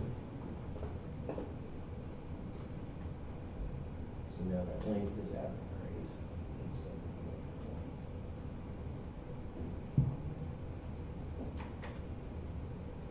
that went through, and you can see it's still on that great. Start checking. See it automatically goes away. Is it supposed to start out as 0? It will be now. Yes. It will be I starting don't think now. ESPN has the right validation on this one. Okay. So,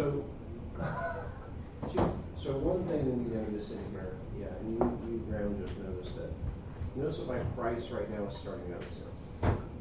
Right? Why is my price starting out at 0? It's 0 by default, right? How can I fix that so it's blank by default? Let's look at our model. Look at what our model looks like right now. If I open up my model, Well, that changed because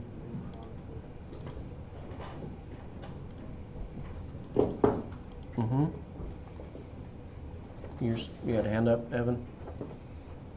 I was just talking to it myself. That only changed when we put new product there instead of null. Yeah, Right? instead of null there. So that created the problem. But it kind of was there already. So notice here that my price is just decimal. So it kind of has to have a value, right? If I want null to be in that field ever, I have to allow null here. Okay, so the way I can fix that, well, I could add a question mark here. Okay, I can make the price nullable, which is what I need to do. What you're going to see, though, is that that's going to create a few problems because other places are expecting it to not be null. Okay, so let's look at what some of those places are. So I'm going to build solution. Okay, you're going to see an error come up. Okay, so this is the first one we have to fix. So you see in SportsStore cart, we need to go to shopping cart. Our compute total, this is trying to compute the total of the items in the cart. Well, it was assuming that the price wasn't null, right? So now it could be null, and this is creating a problem with this formula here.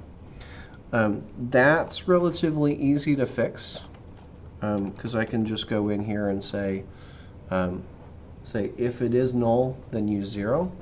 That fixes the cart, so there's not an error there.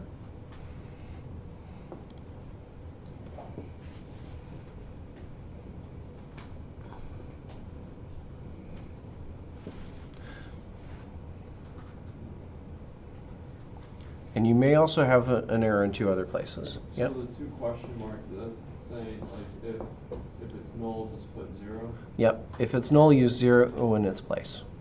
Fall back to that value. That's what that does. So if the previous thing is null, it's basically what it is. It's short for a ternary. It's short for saying if price is null, then use, if not null, then use the price, otherwise use 0. So it's basically short for a ternary. So I can put that in there. The other thing that we're going to see if I go back to admin index, remember how I said toString? This is going to be read like this because that toString method exists on the decimal type, but it doesn't exist on the nullable type. So I've got a few ways I can go around that. One way would be to say .value toString. That assumes that we'll never have null there.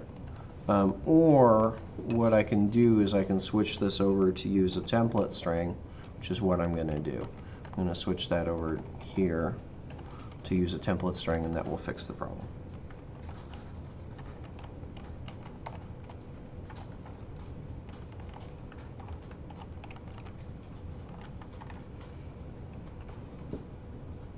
So if I change that line as such, it's not a problem if it's null.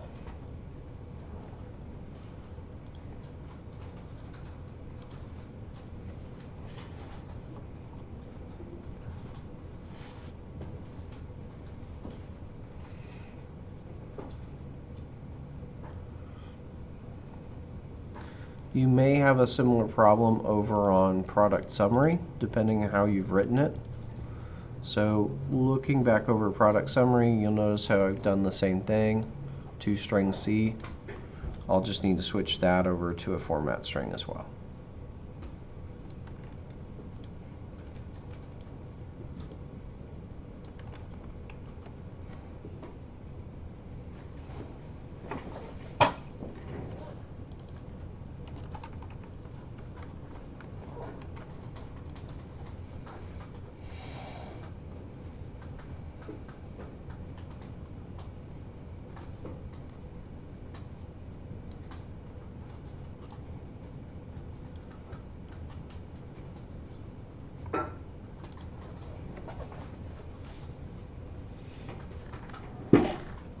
So after having made all those changes, you should be able to run it. Go to the create page. It should be blank by default for the price.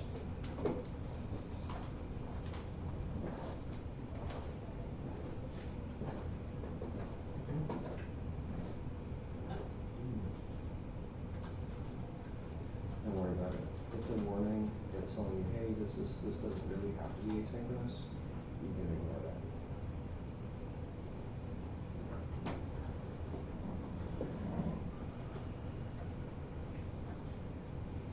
So we're not using the await keyword, so this doesn't have to be asynchronous, but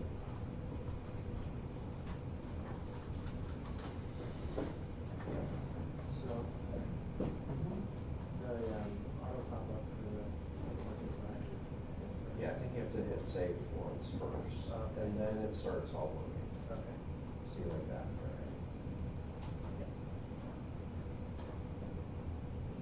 That's just how they've set it up, Right.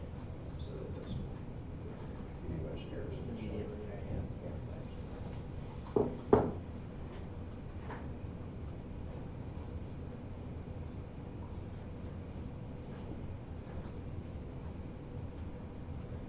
So that should solve those problems. Are there any problems outstanding on our edit page now? I think that's all of them.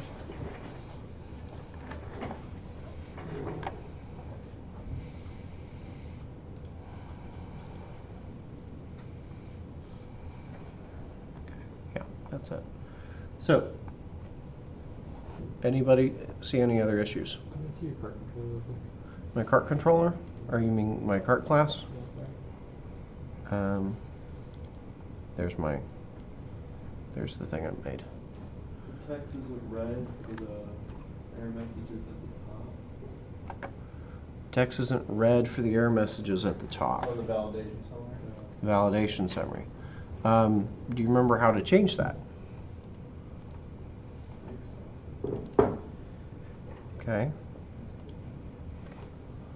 So I need to add some attributes, right?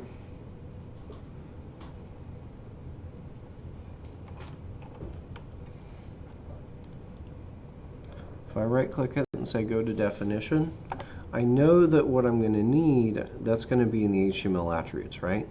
You can see there's a few different versions of it. There's only one version that lets me specify any HTML attributes. So I'm going to need this version down here. Or there's two, this one and that one.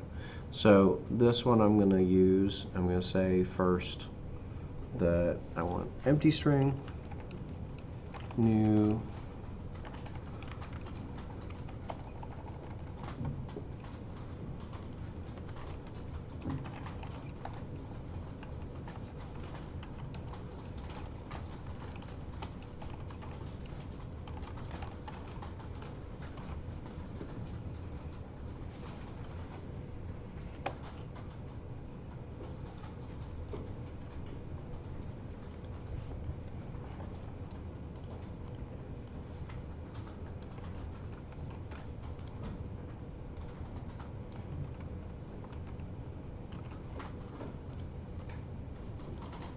so that should solve that button problem.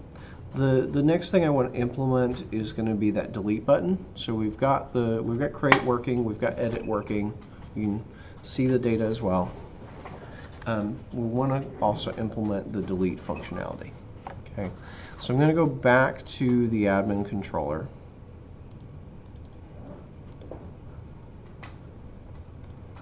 And I'm going to implement that method first. Okay, so ideally what I want is to have a button next to each of those items where I can say, click this button to delete the item, delete the product.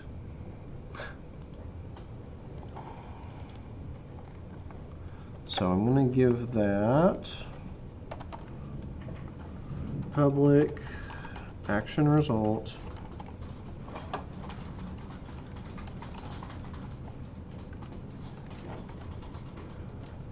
should be what? Should we go ahead and make it async right away? Yeah. So let's go ahead and make that async right away. So async task, because we know we're going to make a change to the database in here. It needs to take in the product ID that we want to delete.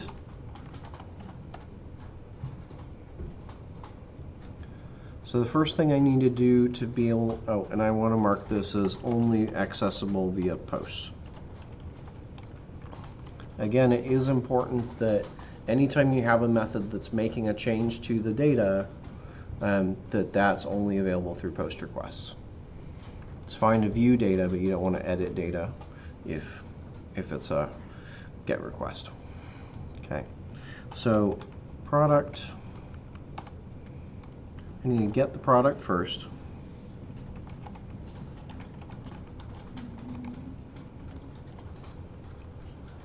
I'm going to say db products dot single or default.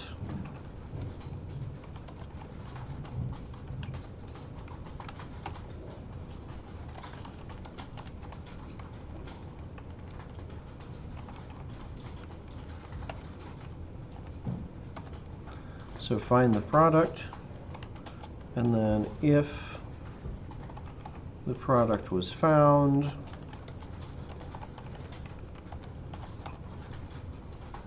I'm going to say we want to delete it. So underscore db dot products dot remove.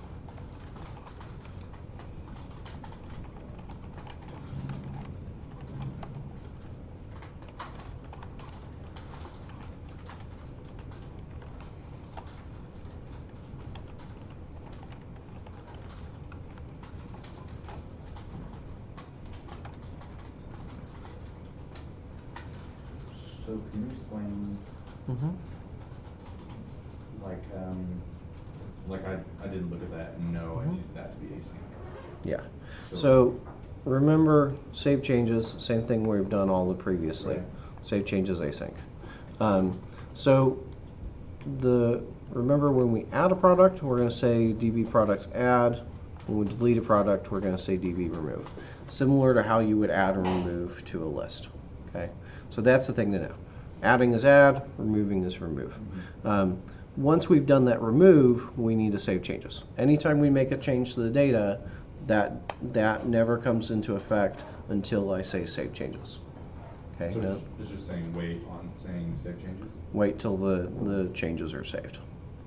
And what the difference between, let's say I could do this, if I said db save changes, this would say, okay, just freeze, don't do anything until it's saved. This says, okay, put me on pause so some other user can use the system until the changes are saved. That makes sense? What that does is it increases the availability for other users to use the system. Okay. So that's that. Once I'm done, I need to say return redirect to action. And again, I want to redirect them back to the list. I don't want to say show the view here, show the index view here, because that would keep them on the admin delete path in their URL if I just said show the view here. So I want to send them back to the index page. Make sense? So I do the delete and then I send them back. There's never actually any delete view. that they see. Okay, so that's the stuff I need to do on the controller side. On the view side, I want to go back to the index view where I've got this kind of placeholder here. This is where I want to actually add in the button. So let me open that back up.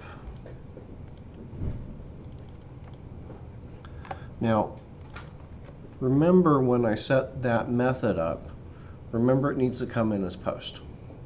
If I just put an action link in here, it would come in as get, right? So I need to actually have a form here to post it. Does that make sense? So I need to have a small little form here to actually post the thing back. So I'm going to say at using, let me just copy what I have over here. I'm going to say at using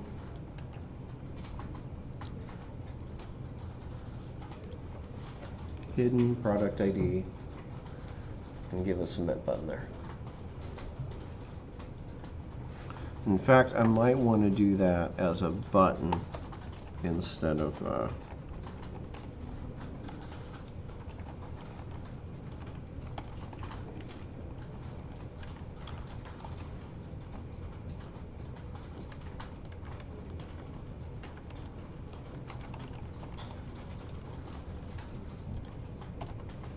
do that as a button instead of an input, so I can add an icon to it in the future if I wanted, if I wanted to.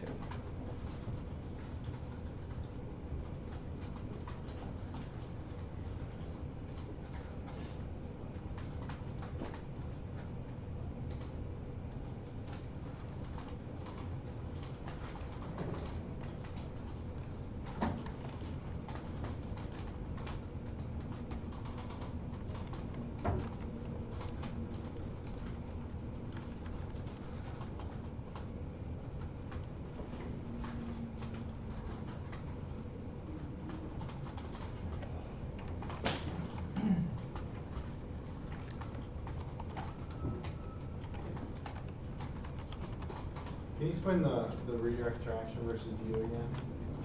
So if I said view index, right, it would still, the path in the browser would still say admin delete. So the redirect interaction refreshing as well? Well, effectively, you already get a refresh, right? Simply by posting, right? You're asking for a new page. If I say redirect, I'm adding a second refresh, if that makes sense. So first the browser goes out and asks for admin delete. Admin delete sends back, okay, I did my thing, now ask for admin index. So the browser actually goes to admin delete and then goes back to admin index. Okay. So it doesn't refresh, but it loads two pages as far as the browser is concerned. That makes sense.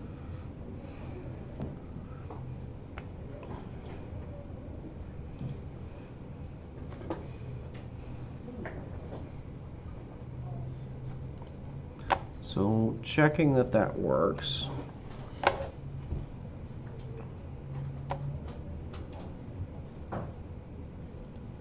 I'm going to go delete the product that I created here and delete that one as well. So you'll see that they're gone, assuming that all works. One thing you may notice in this whole process, though, I never actually get any sort of message. There's no friendly message to the user saying that it did a thing, right? There's no friendly message to the user saying that I successfully did the thing you asked me to do. So I would like to put something on there that says, okay, I successfully created a product, or edited it, or deleted it. And in order to do that, I'm going to use a new tool. I'm going to use a tool that we haven't seen before. Okay, so we think about where I could store that message. Well, if I stored it in ViewBag, right? Well, ViewBag only lives through the life cycle of one page view. Okay, recognize at the end of each of these actions, I'm saying redirect to action. I'm redirecting back to the index view, right? So if I put it in view bag, it would be gone because it wouldn't be there when I go back to the index view. Okay? It only lives through the cycle of one request, right?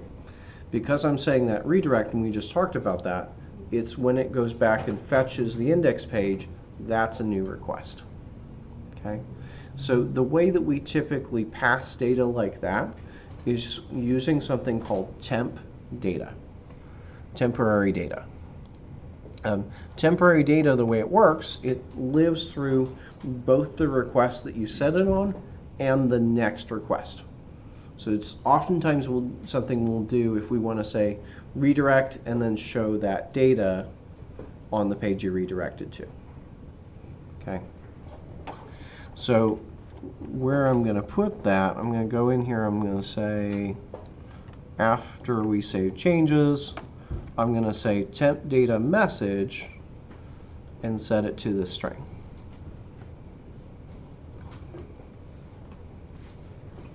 So temp data works, it's a dictionary effectively, and I can put in whatever keys I want. So I'm going to say, I'm going to call it message, and I'm going to give it that value. I'm going to do the same thing down here as well. So I'm doing that both for the edit, both for the create and the edit.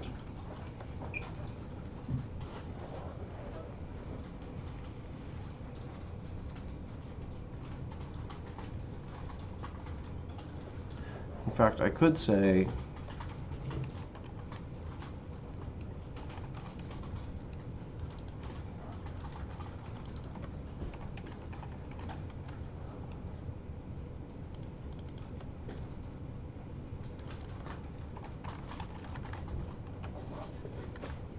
if I want to be more descriptive, I could say insert and then updated. So is temp data like a key value pair? Yes. Let's put key value pair. It's a dictionary. Oh, yeah. So temp data is a dictionary. Yep. You have a question? Oh, I just have an error on the, whenever I went to the lead. When I clicked the lead button. Yeah. So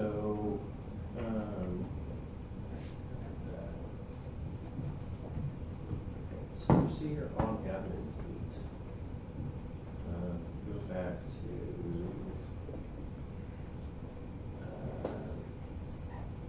oh right, go to the index page. Yeah. So it's delete admin.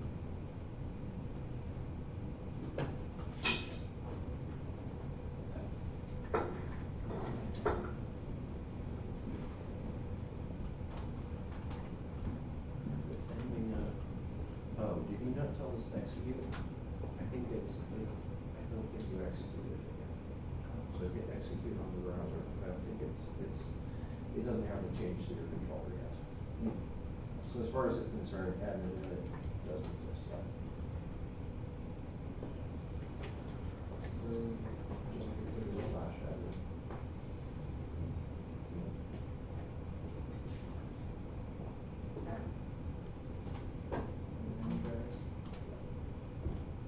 There what? Yep. Did we change price? Yes, we changed it to a null question mark.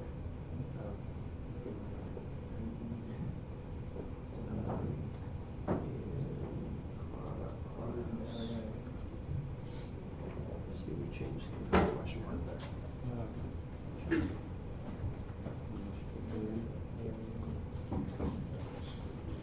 Go back to index if you would. So you've already made that change. Yeah, that's what you're missing. Okay, so what that'll do is put that temp data in there. We'll need to make a change on the layout or the view to actually show that message. Right now it won't be shown. I also, before I do that, I want to add in the same line when you delete a product.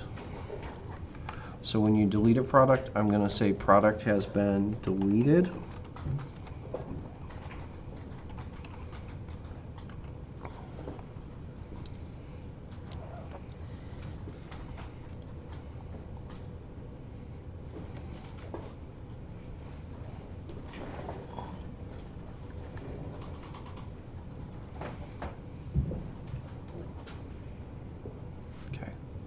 So we should have 3 different places where that message is saved for the create, the update, and the delete. What I'm going to go back to now, I'm going to go into the actual layout file.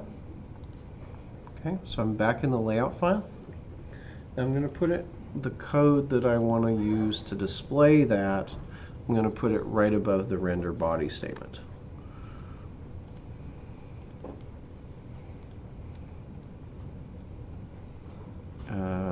There it is. So I'm going to say if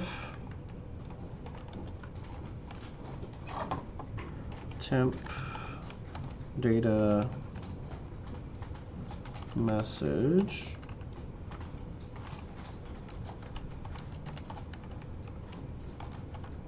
so if there is a message to display, I want to show it. Otherwise, I'm going to hide it. Otherwise, I won't show it there. So I'm only doing this if there actually is a message. Okay, so I'm going to say div. Inside the div, I'm going to say temp data message.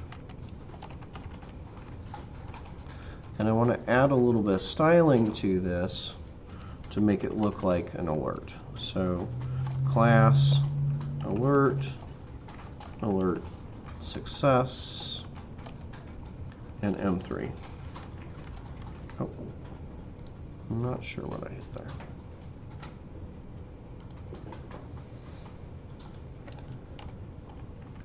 Okay, there we go.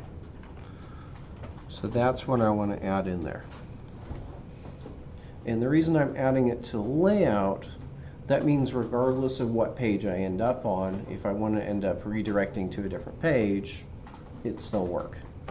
So regardless of what page I end up redirecting to, it'll show up on that page.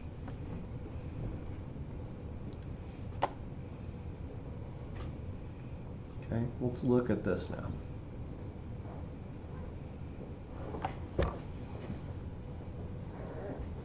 So I'm going to go to /admin. I'm going to create a product, and we should see that message.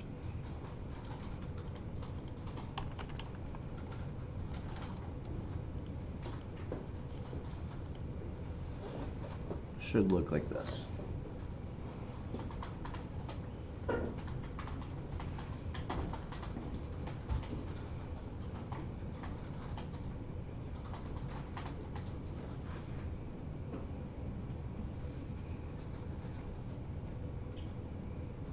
You should see a message up at the top that says inserted. If you edit it, I'm going to see the message that's edited. If I delete it, it's going to say deleted. So inserted. I'm going to go edit this. It says foobar 2 has been updated. If I delete it now, it's going to say that it's deleted. So that'll give the user some indication that it went through successfully. Okay.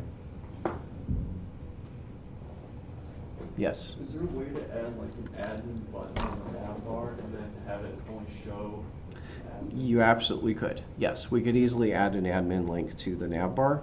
The reason I'm not going to do that, one of the reasons I'm not going to do that today is because we don't have a login. Yeah. Right? So if we added a link there, well, now everybody in the world just click there. We don't have any way to prevent other users from getting there.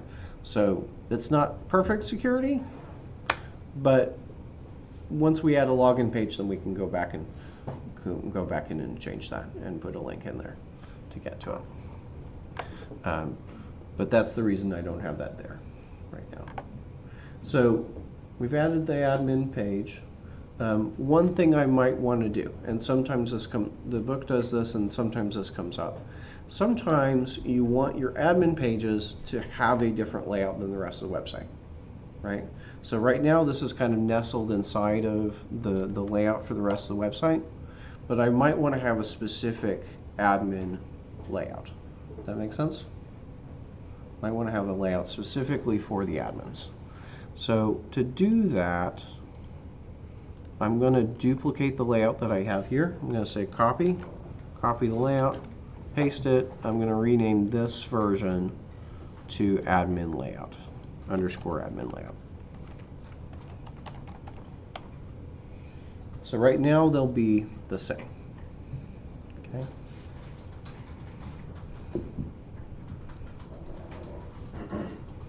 So I have admin layout and layout.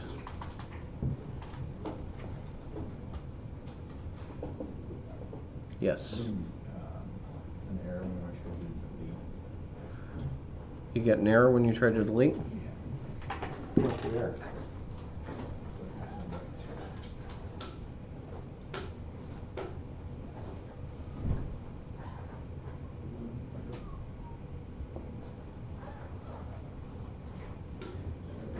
So, You didn't test the product, did you? Going back to Bro, I index. could actually card Was it always like that? What? Was it always like Yeah, that? you see, you got it. What the heck? That's fine. I think it's because I have the same size images, but still. So go back to. That doesn't make any sense. More- Because, Those are just new channels. yeah, no, I didn't do that. And I'm gonna ask them. Okay. So I want to change this admin layout. Make sure you're on the admin layout, not on the regular layout, because we'll leave the regular layout alone. So on the admin layout, I want to remove a lot of the code that I have here. So I'm going to remove all of this navigation up here.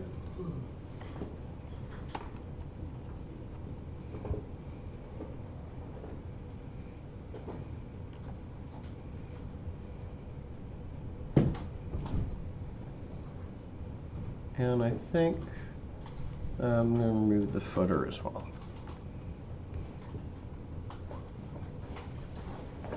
So all I'm left there is with the main.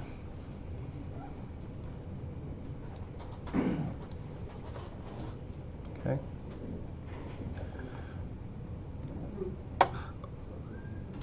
Now, if we look at it again, okay, so this is all fine still. If I look at admin, notice that nothing has changed yet, right? What else do I need to do to apply this layout to my admin pages? Dalton. Go and change it in the view for those pages. Uh-huh. What were you gonna say? I was gonna say at the top of the view, Mhm. you have to manually put in the layout you want because otherwise it's gonna get the layout from the view start. Correct. So it's getting the layout from the view start. So I need to go to my admin index page, specify the layout here. So I'm going to say layout is equal to views shared admin layout. I'm going to do that. I also need to do that on my admin edit page. So this is admin index, and I need to do the same thing with admin edit.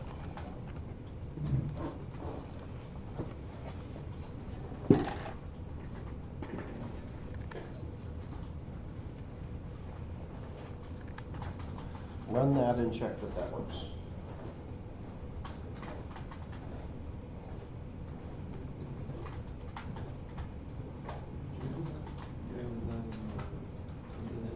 Yep.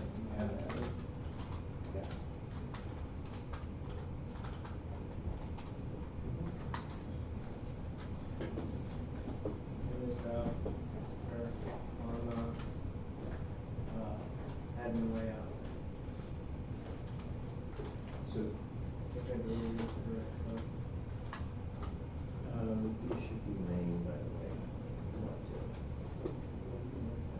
You did delete the right stuff, but that should be main. Same thing with those, you like, no.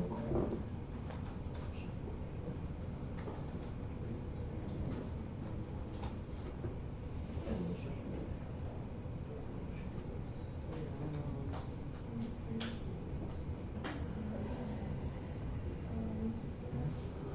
Both of those are application. So man, that's just semantics. Then the next thing too So get rid of the admin index and the admin edit. Go to the top of those. Admin line, which is set the layout.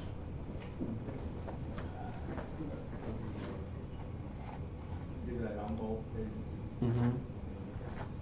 So we need to set the layout so that they have a different layout than the rest of the website.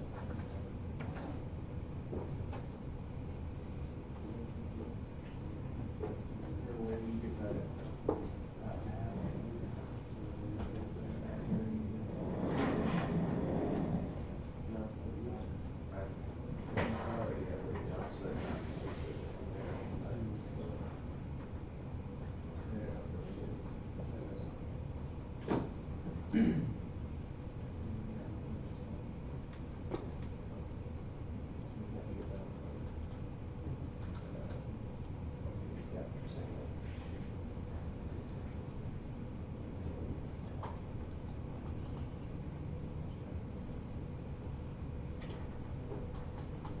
won't put that at the end of that line.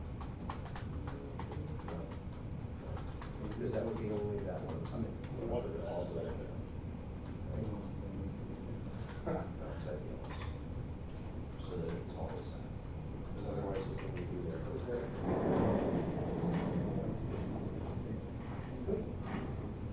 Good.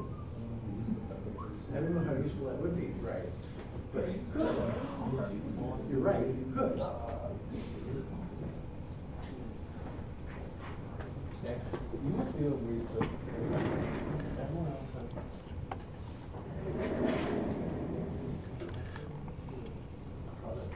So I have it that way. That's all I have for there. And if I edit, or if I create, that should be what I have.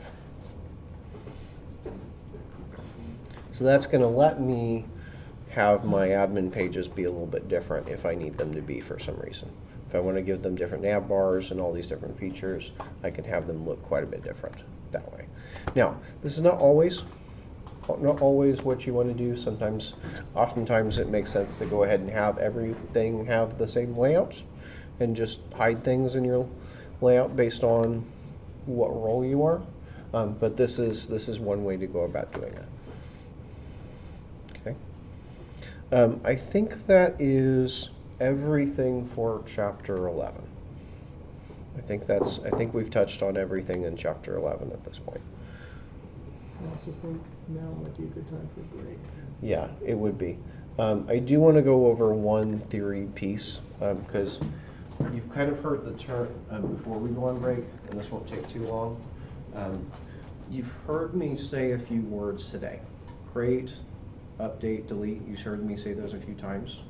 Okay. There's a specific acronym that you want to know. You want to know well. Okay. Called CRUD. Create, read, CRUD. Okay. Stands for create, read, update, delete. Okay. It's a common acronym that you'll see anytime we're working with the backend. Okay. Specifically, nearly every table that we create in the database needs to have generally some way to do those four things. It's not always hard and fast. It may be where you lose. You may not necessarily have all those four operations, but usually we want to implement some functionality to do all four of them from the front end somehow. Okay. Not everybody will get access to all of that. Okay. Now, let's talk briefly about what I mean by this. So, read. I mean to be able to read data. Okay. What that means is that usually falls into two different pages. Okay. So one of those we've seen quite a bit. That would be the index page. Is usually one part of that read mix. The other thing that you'll see in some of the things we do this semester, you'll also have a details page. A details page is usually a read-only view of a specific item. So if I want a details page for a product, that just shows information about a single product. Okay. You'll also see, generally we call the create page create. Same thing with all the others. This is usually going to be the edit page. This is usually going to be the delete.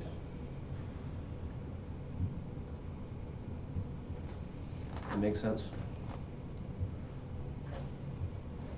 I want to talk more about SQL next week, and I'll kind of show you how these CRUD match up to the SQL side, because each of these matched up to a specific keyword in SQL. But that's one thing you want to know for sure. CRUD. Create, read, update, delete. So oftentimes we'll talk about, okay, so we got it working, we need to add CRUD functionality to go modify it, right? So that's a common thing you'll see people talk about. Okay. Any other questions? Any questions about that? Okay, so let's go on break, come back at 3:30.